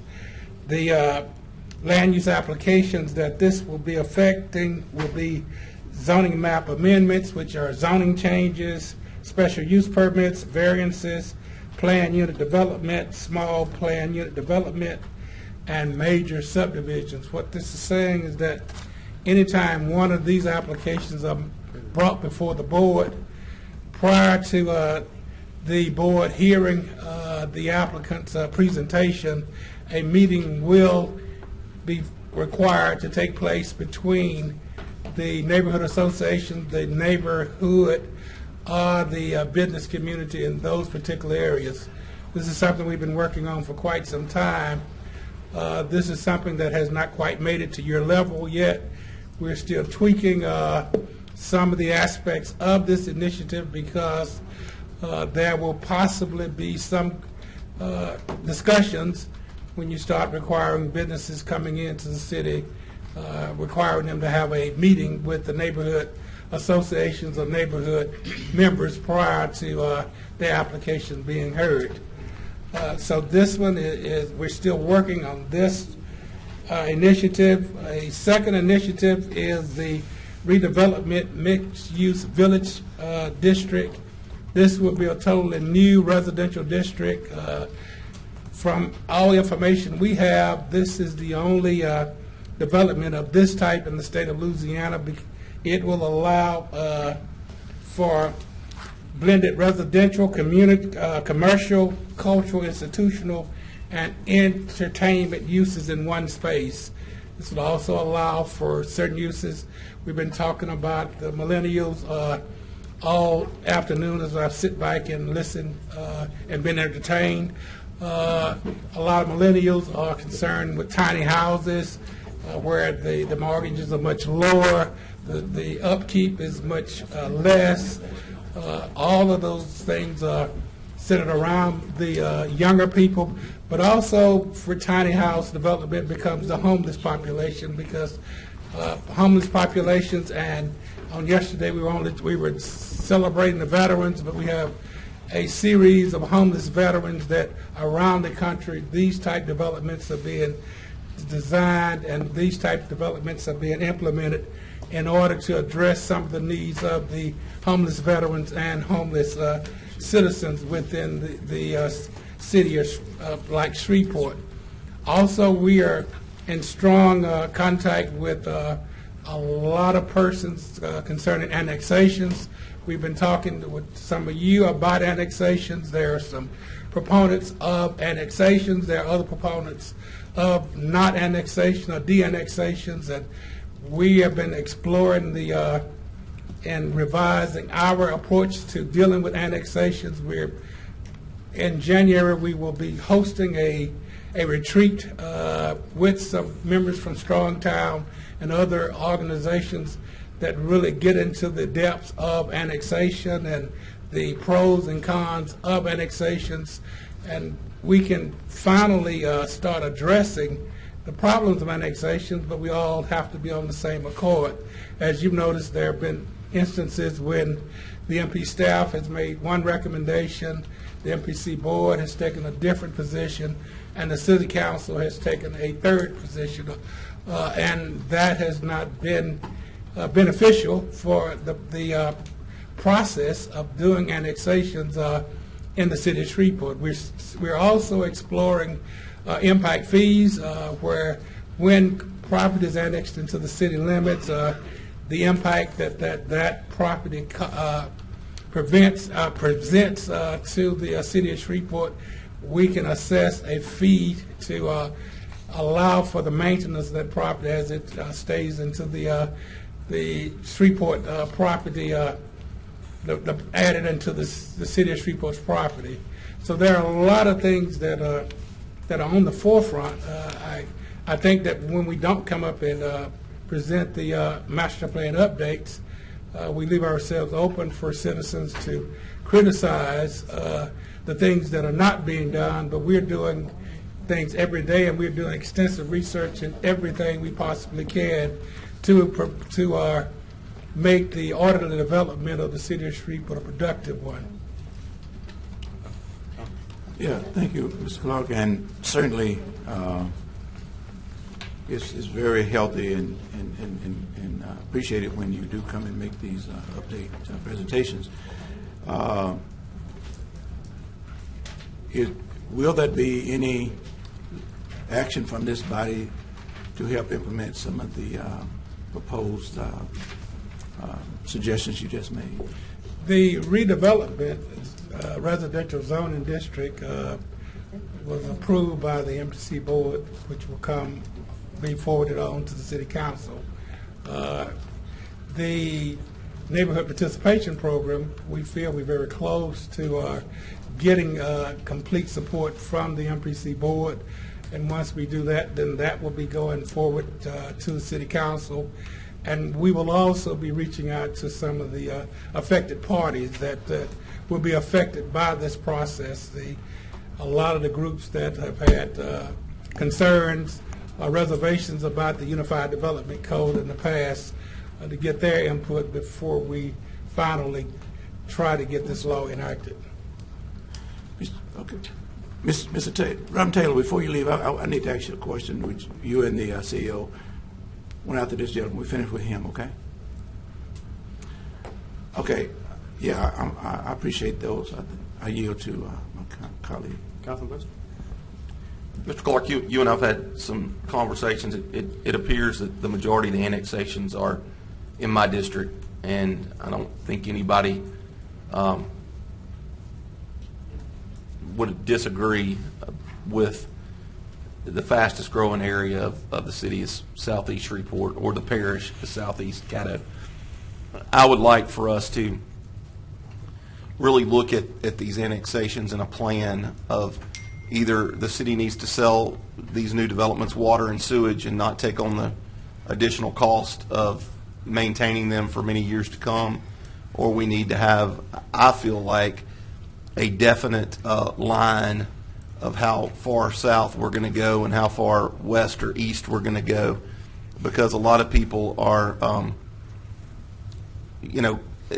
angry that we're annexing some of these properties. But over the years, it's been the city's policy, and I've watched it since 1994 when they annexed Southern Trace and Long Lake. They've held the water. The city held the water over those people's heads because they didn't have a water district out there. And so we really need, as a city and as a city council, to come up with a plan how we're going to move this forward. And I applaud you and the MPC for, and I know UDC requires it now for the MPC, but I would like for us all to be on the same page. I don't ever want to stop progress, but I also don't want to hinder the growth of the inner city. We are making a huge donut in the inner city. So I would like to see us fill in, and I think the mayor and I have discussed this, fill in the areas that are concurrent with inside the city instead of going 15 miles away and annexing something away from areas that are, you've got areas around Uri Drive that are still outside the city, but you're going all the way down towards Wallace Lake to annex other areas. So I think that's a discussion that the administration and the council and the MPC and the parish need to be involved in. And I think water and sewage is the number one concern for that now. Water and sewage and streets are the primary concerns for annexation. You're absolutely right. And we're working toward making some recommendations to the council that the council can embrace that would truly deal with the speed of annexation. Possibly annexation should be slowed down at some point to allow for us to do a more in-depth study, or we should consider as I alluded to earlier, the impact fees, because as you think about it, it seems like a great improvement or great to the city with population and so forth. It's an increase, but when you finally get, and we talk about developers will initially take care of the water and sewer and the streets and so forth, but then once the city adopts those costs become astronomical, and you start looking at situations where it's difficult to maintain the streets that you have to maintain now. And so you start that process of streets begin to be less and less and less maintained because funding becomes less and less available. But if there are fees in place to continue that process, that's an idea, not a suggestion. It's just an idea that we're exploring. And some of these things require study to truly understand whether or not, impact fees will work. And those were some of the things that were included in the master plan. Acquiring consultants to study this issue that never happened because the funding was never available. Well, I think back to the point of I've lived in my neighborhood now since 2008 and lived around the corner from there since 2003. The development is going on. I mean, I was riding down yesterday on the way home and looking at the development on Southern Loop, and it's a totally different Southern Loop than it was 3 years ago, much less, in 2003 when I moved out there. So I like I said, I applaud the MPC, and I look forward to working with y'all, and I'd like to be involved in anything that deals with annexation, and I hope that we can kind of start making some strides to bring development to the inner city as well as out. And that's where the additional residential districts come in to encourage inner city development so that this donut begins to fill up, because we ride around the city and there are many, many empty spaces and many, many donuts throughout the city. Yeah. Councilman Nicholson. I'm sorry. Councilman Bragg? No, I just want to conclude by saying I appreciate Councilman Butcher acknowledging this threat. When you get the councilman from that area, understanding that if we continue in this trend, how it would affect the city, inner city corridor, as well as the city as a whole, in stretching our resources so far out. So thank you, and I'm hoping that we can be more prudent and sensitive to what this is all about. So I just wanted to thank him, and I also to thank you in being conscientious of this. Now it may not be related, but when the development keep going on out on the Southern Loop, it makes me think about St. George's, Baton Rouge. That not now, but 10 or 20 years from now, that sector of the city may want us to, separate, and that would be another tragedy. Well, and I mean, not to interrupt you, but I noticed on Mr. Weiner's presentation, de-annexation was listed, and part of the de-annexation conversation, I believe, happened in Memphis a couple of years ago, where several areas of, and that's something I would like for us to try to steer away from, bringing these areas in just to have them 10 years from now want to pull out. Yeah. So, and I think you could take North Bossier, and I know we don't like to compare ourselves to Bossier very often, but you could take North Bossier, for instance, that most of those subdivisions north of Brownlee Road are outside the city limits, but they're on city water and sewer, but the parish is maintaining the streets, and you have to have private trash pickup and things like that. So that should be something we probably need to look at going forward. Is let's how much can we sell the water and sewage to to these people, to the people that are developing out there. So And just that's ideas.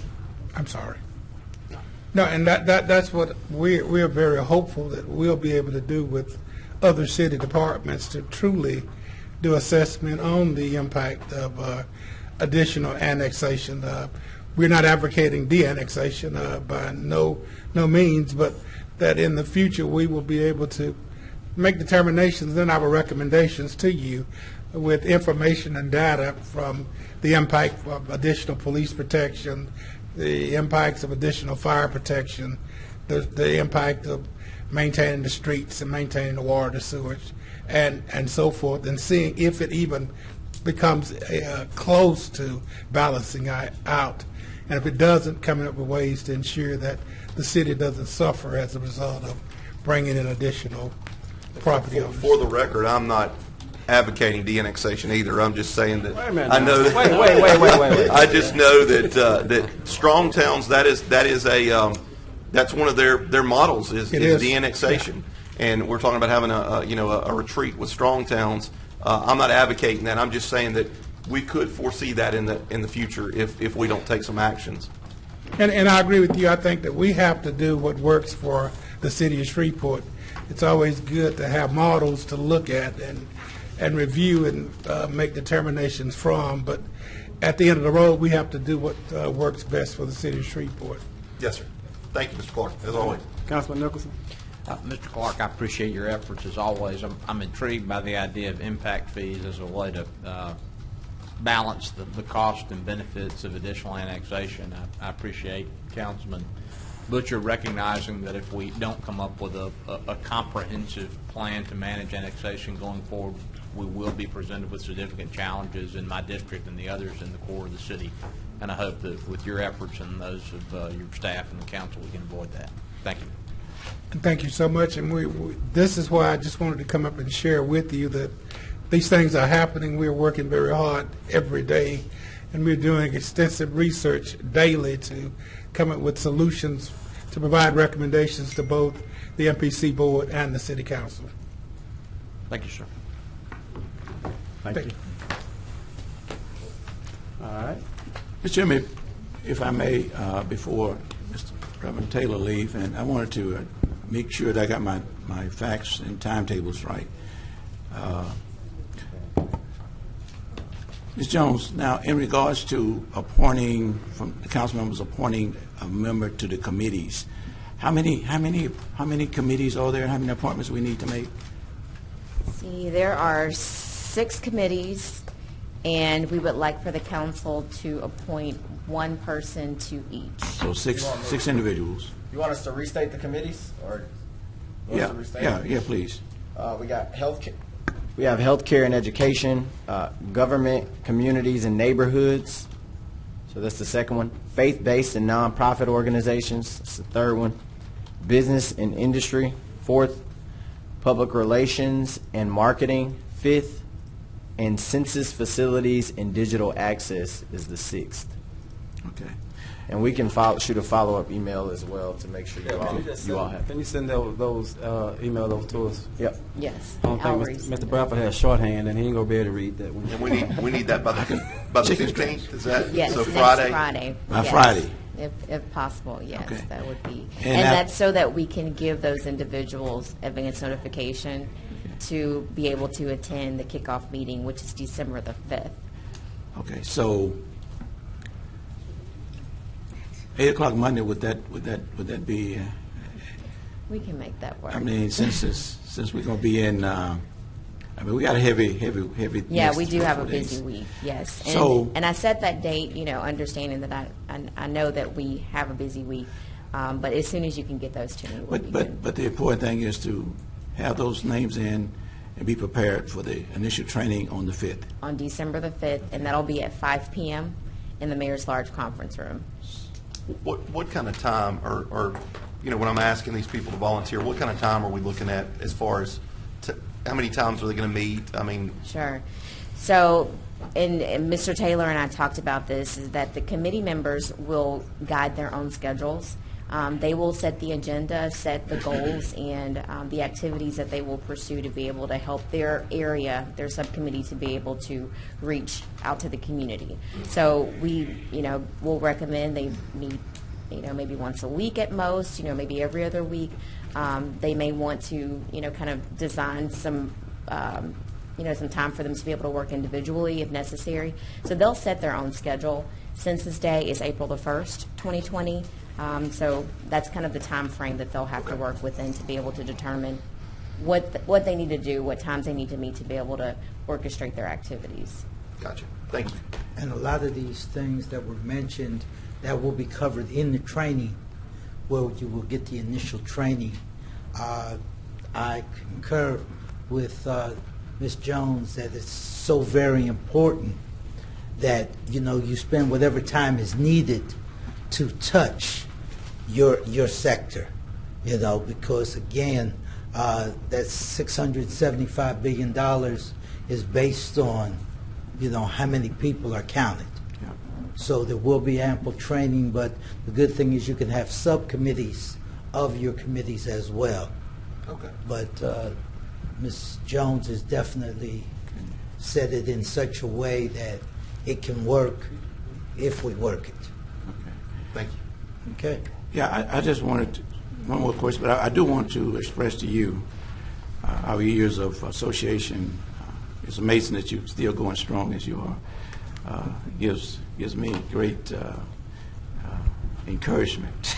Gentleman just walked up to me and put his arm around me and said, "You got to be careful.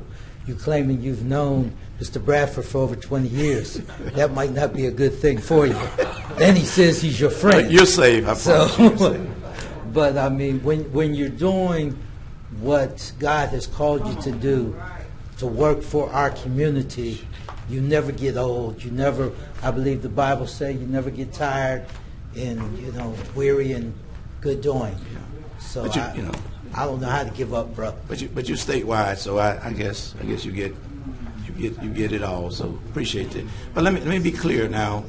We're gonna make 6 recommendations. Now, once they go into the orientation, if some of these people reject participation, do we have opportunity to re-recommend? Yes, we would like to have full representation. So if there are some who, after the training, decide that they, don't want to proceed, then yeah, we would like to be able to fill those slots. Okay, so we'll be in communications on that process. Yes, and I will let you know. Okay. Thank you again, Mr. Taylor. Have a good trip back. Thank you so much for your time. Thank you.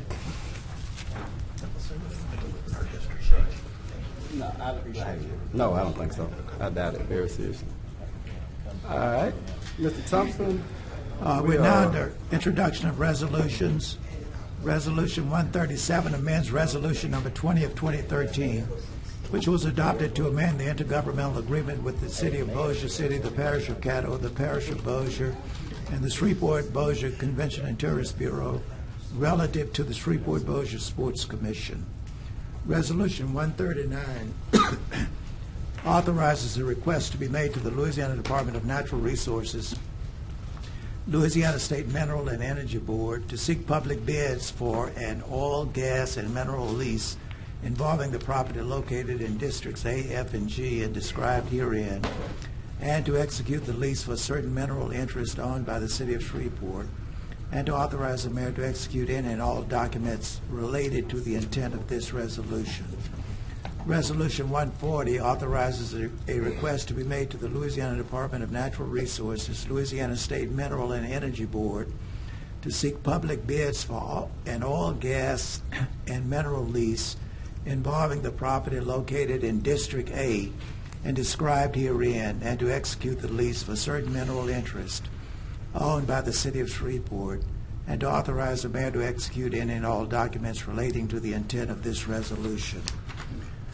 Resolution 141 authorizes the mayor to accept a monetary donation of $15,000 from the Shreveport Garden Study Club to the City of Shreveport to be utilized by the Shreveport Public Assembly and Recreation Department for the Government Plaza Beautification Project.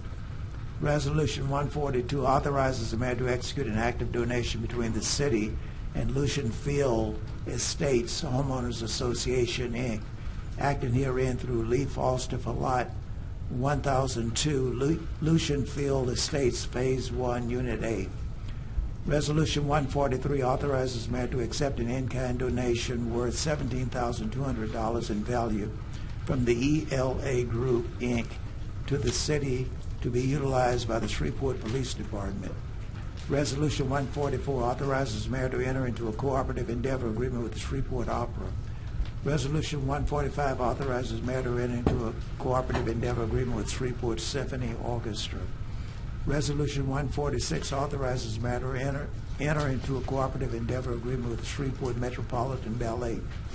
Resolution 147 authorizes the employment of legal counsel to represent the City of Shreveport's Personnel Board. And Resolution 148 authorizes the employment of special legal counsel to provide legal advice, counsel, and representation of the city, and to otherwise provide with respect thereto. All right. Councilman Butcher, did you want to speak on 140? Yeah, 140.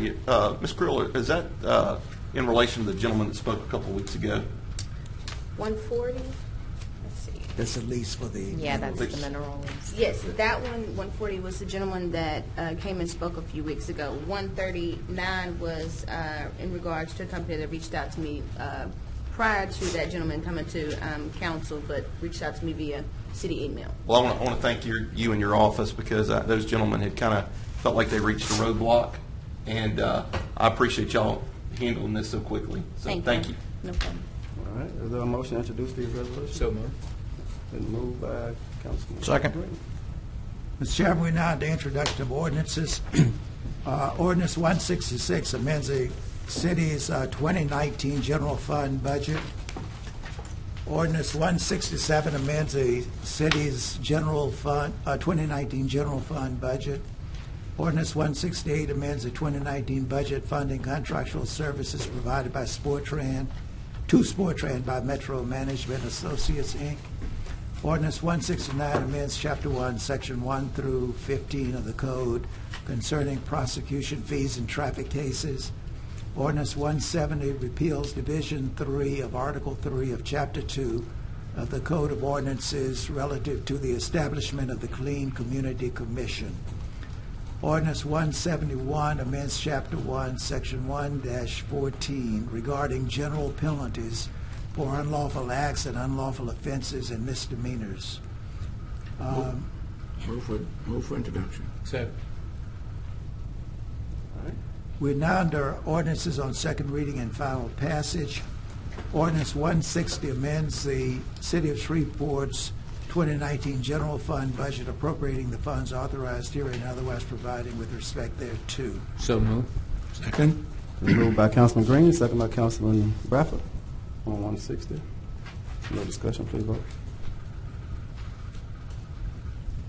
Motion carries with 5. Mr. Chairman, was there a discussion yesterday about tabling ordinance 161? There was, Mr. Clark, and I will make the motion to table ordinance 161. Mr. Thompson. Mr. Clerk of Council. Mr. Clerk of Council. We all thought you said Thompson. Mr. Clark. Mr. Clerk. All right. I'll second that motion. Moved by Councilman Nicholson, the second by Councilman Mitchell, the table, 161. The liquor store will still be open for Thanksgiving. No guarantees after that, Mr. Chairman. Please. Done. Motion carries with 5. I believe there was also a discussion about tabling 162. I'll make that motion. Second. Moved by Councilman Nicholson and second by Councilman Butcher to table 162. Yes. All right, please vote. And Mr. Chairman, for members of the public, the purpose of tabling these ordinances is to allow the Public Safety Committee to consider them and to give a recommendation to the council. And as soon as that happens, they'll be considered by the council. All right. That motion carried with 5 also. Mr. Thompson. Ordinance 163 authorizes an encroachment into the city's public right-of-way at 3150 Artist Taylor Drive, as more fully described herein, and to authorize the mayor or his designee to execute an encroachment permit with Southern Hills Neighborhood Association, Inc. So moved. Second. Moved by Councilman Green and second by the chair on 163. There's no discussion, please vote. That motion carries with 5.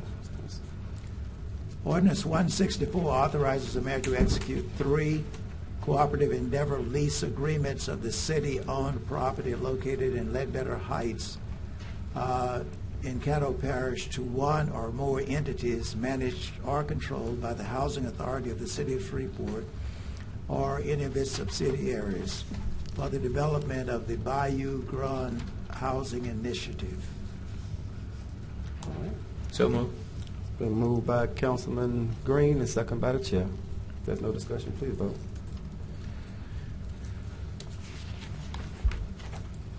And that motion carries with 5.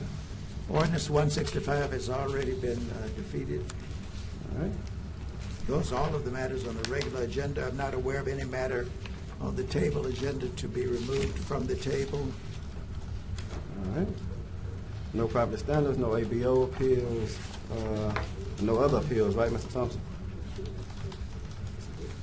And that's a no. Yes, I think it's enough. Are there, No other appeals, right? right. Okay. If there are there any reports from officers, boards, or committees that you should? Basically, I just, we'll have a date for the Public Safety Committee meeting probably after Thanksgiving. Sounds good. Push it after Christmas if you like. Yeah, we may have it first of the year. I don't know. I want to make sure we can celebrate New Year's. Done. I might have to make a late run. I've been working late these years. That'll work. Done. We got a lot of tax dollars come in over the holidays, so let's not interfere with that. Councilman Bradford. Mr. Chairman, I made a request yesterday regarding the Smart Emerging Business Task Force. I want to hold that meeting on the 25th.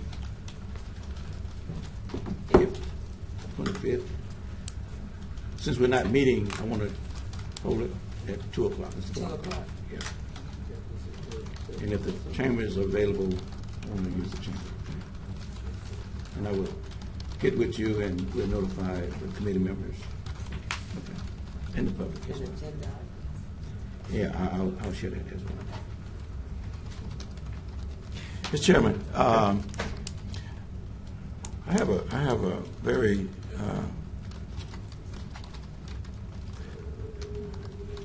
involved, distinguished individual from my district. She asked me a question. I couldn't answer it, but I'm going to ask Ms. Rogers to come forward from that.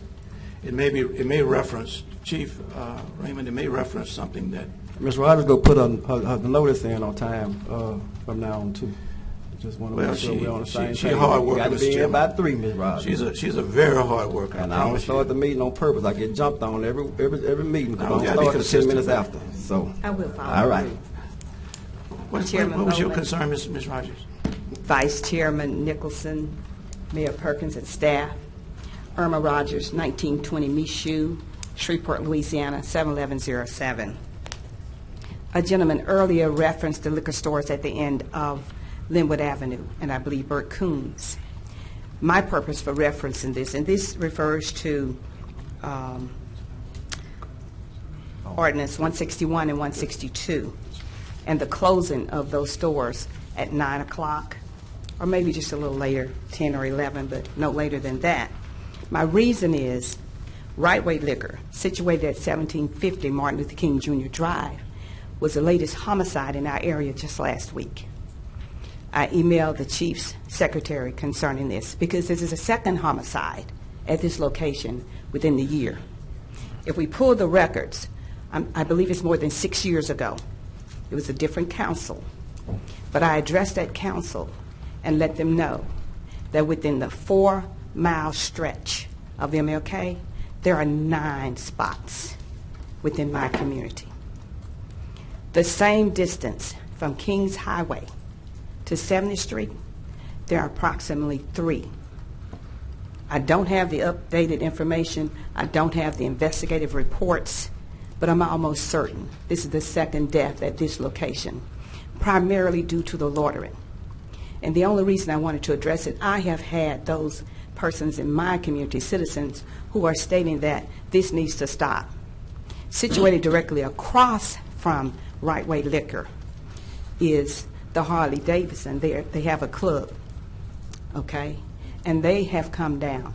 They've gone to the police department to sit for a sign for loitering on their property due to the spillover from this property. It is near homes and other businesses within the area. We hate to see or have problems with businesses. However, when it becomes a problem of value of human life, then we must speak up. When I came 6 years ago with ministers from my area, they did stop A&Y Quick Stop. If you go from Hillary Huckabee, King's Liquor, A&Y Quick Stop, Lowmart, Quick Pack Grocery, High Low Grocery and Liquor, King's Grocery, Right Way Liquor Stores, Sam's Chevron on the corner, and also Brookshire's across the street, which is technically, basically where we end. 9 different spots. We do want the jobs Mr. Martinez was talking about, okay, in that location near us. But so many of our citizens are inebriated. We don't need that much liquor within our community. Thank you for your time. I appreciate it. Thank Any you, questions? just hold one second. Chief, can you come in for a minute, please? Come up. I'm sorry. Just. Councilman Nicholson wanted to address Ms. Rogers also. And Well, I'll let he just want to support it. You know what I'm going to say, Mr. I know what you're Chairman. going I'm to gonna say. say it nonetheless. But I'm against it, so. Chief, we communicated regarding this incident, and I thought your response was appropriate for that minute. Is there any latest on that situation? We don't have any leads that can be publicly discussed. Now, I did talk to the case investigator. He shared some additional information with me that I really wouldn't be privy to share in a public setting.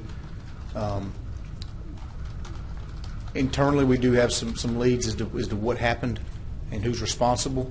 It's proving what we believe we know that it's going to be difficult at this point. Let me ask you this, and I'll make a statement, because my community, Queensburg, in 1991, you wasn't on the force then, but the citizens took a responsibility in deterring this type of activity, and I tried to express this same sentiment to my constituents. Is there anything you can do about loitering on private property? Not if the owners of the property don't ask for our assistance. We cannot.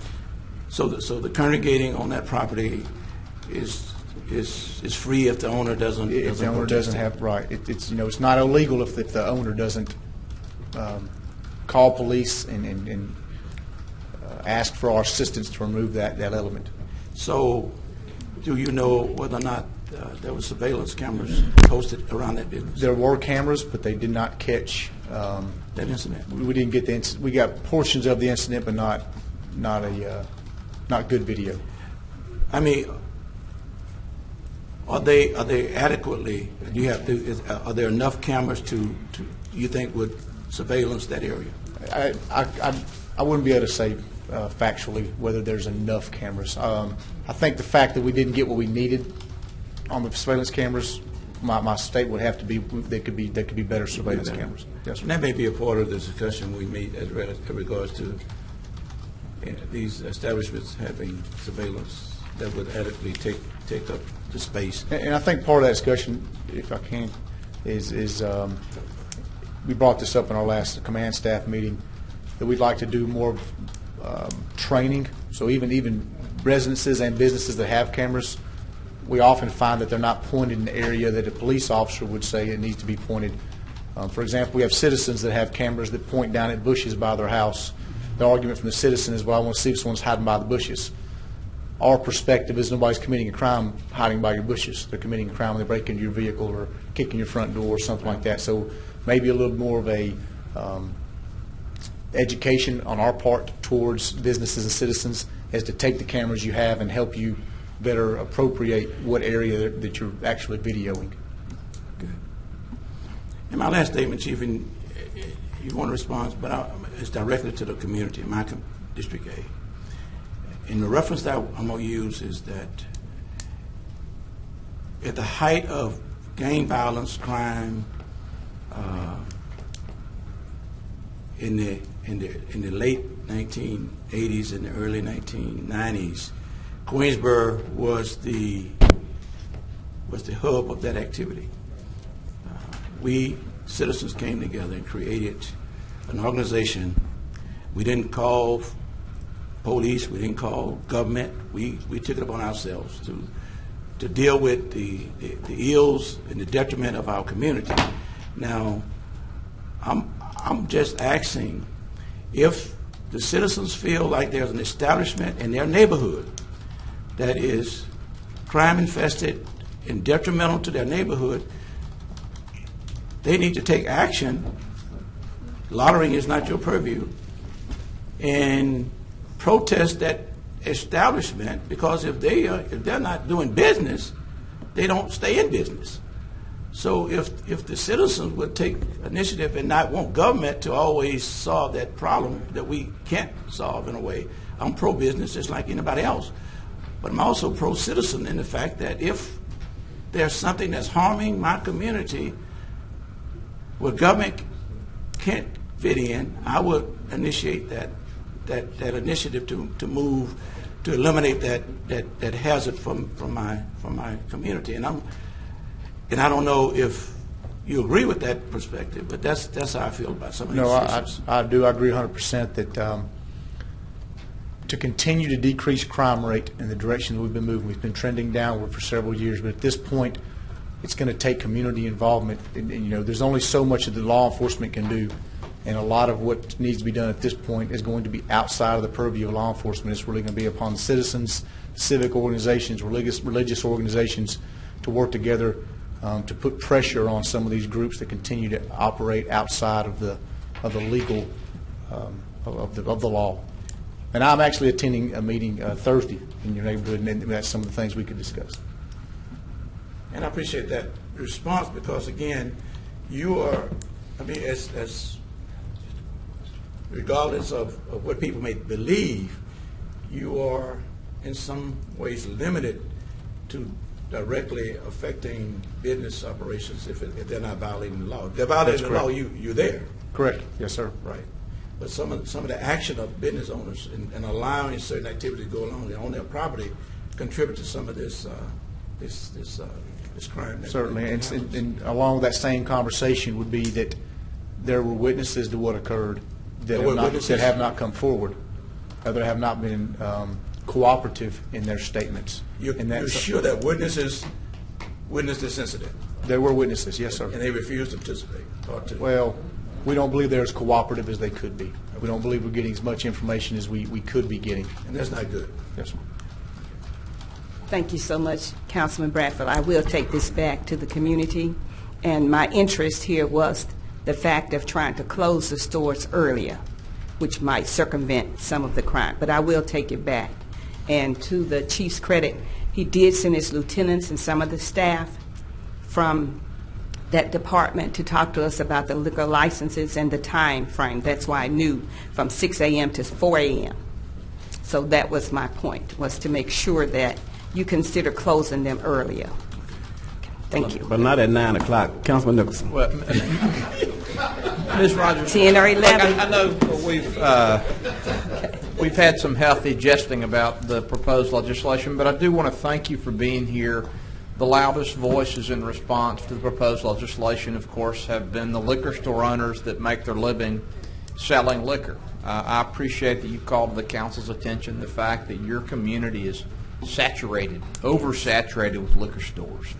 And I want to say again that if 3 other members of this council will join me in voting to close liquor stores at 9 p.m., I'm willing to do that. And if I have to compromise at a later time, I will. But what is good for my community is good for your community. Yes. And so if I don't have liquor stores open all hours of the night near my house and right next door, I don't want them next door to your house. And so I hope that you and other citizens will express your concerns to members of the council and make clear that you support this legislation because it would be good for you and your people. So thank you very much. Thank you for your comments. Okay. I had Councilman Butcher, but I think he wanted to address. Yeah, I had a question for Chief Raymond. Okay. If he's still here. Yeah, he's coming. And Councilman Bradford, I'm going to share some information with you also. Maybe you and Ms. Rogers on the store that was in my district. Maybe I just passed that information to you. That was Pinky's liquor store, and we were able to get that store closed. Over in That's Off of Island. Yeah. Yes, sir. Okay. That's where I'm going with this. Okay. Chief Raymond, it's been described to me that the city council pretty much is the commissioners of alcohol for the city of Shreveport. Is that kind of correct? I believe you have overriding authority in the matters concerning alcohol permits and things of that nature. So if we can identify a certain specific store similar to what the lady just described to us as maybe people partaking of alcohol and hanging around outside and open container and things like that, can you as the police chief or whoever your designee is come to the city council and say, look, we're having problems, we've warned them. I know you said you can't run them off, but if you know, if these citizens are coming to you and telling you, look, these people are out here drinking, they're hanging around, it's a dangerous situation, can you come to the council and then we could limit those stores' hours as opposed to doing a blanket? Could we do the problematic stores similar to what Councilman or Chairman Bowman said? And I think we did that with a bar downtown here, or we're looking at doing something like that with a bar downtown. Is that something that the police department could do, or is that That'd going be to be something difficult? I'd have to reach out to Ms. Creel. I believe that you have the ability to withdraw permits. I don't know about the ability to enact specific provisions outside of what's in the ordinance for all stores on a case-by-case basis. I'd have to ask a legal opinion on that. I would have to research that. I don't know that off the top of my head. Well, and that's just a question. We kind of did that with the Kings Highway and Gilbert store. I hate for and I know we're still open-minded to this, and we're going to have some discussion in the Public Safety Committee. But I hate for us to cast a blanket over all liquor stores just to take care of a few that are being problematic. Right. But I definitely think that that's something we should look at if these are persistent problems, and we have citizens that are telling us that these liquor stores are letting these people hang around out there drinking and getting drunk and rowdy and all that kind of stuff. Then I think that the council and the police department should take action to limit that, especially if it's a persistent problem. 2 homicides in a short period of time obviously is a problem. Yes, sir.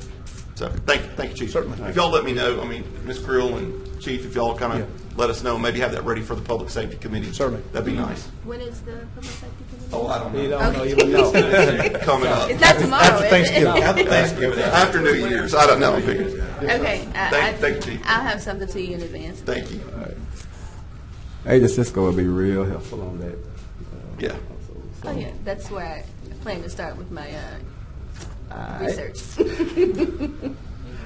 All right. Are there any other reports from officer boards of committees? Seeing none. Mr. Thompson, that's the clerk's report.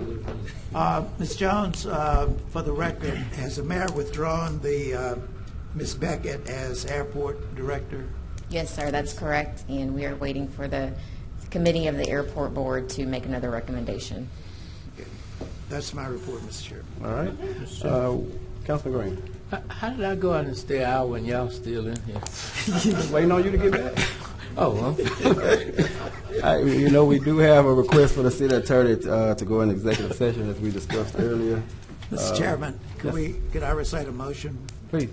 A motion to go into executive session pursuant to LSA RS 4216 and revised statute 42:17A2 to discuss the following matter: Larry Cunningham versus City of Shreveport et al., docket number 5:17-CV-01056 in the United States District Court. All right. Do I have a motion? So moved. Second. Moved by Councilman Bradford. Second by Councilman Butcher. All right.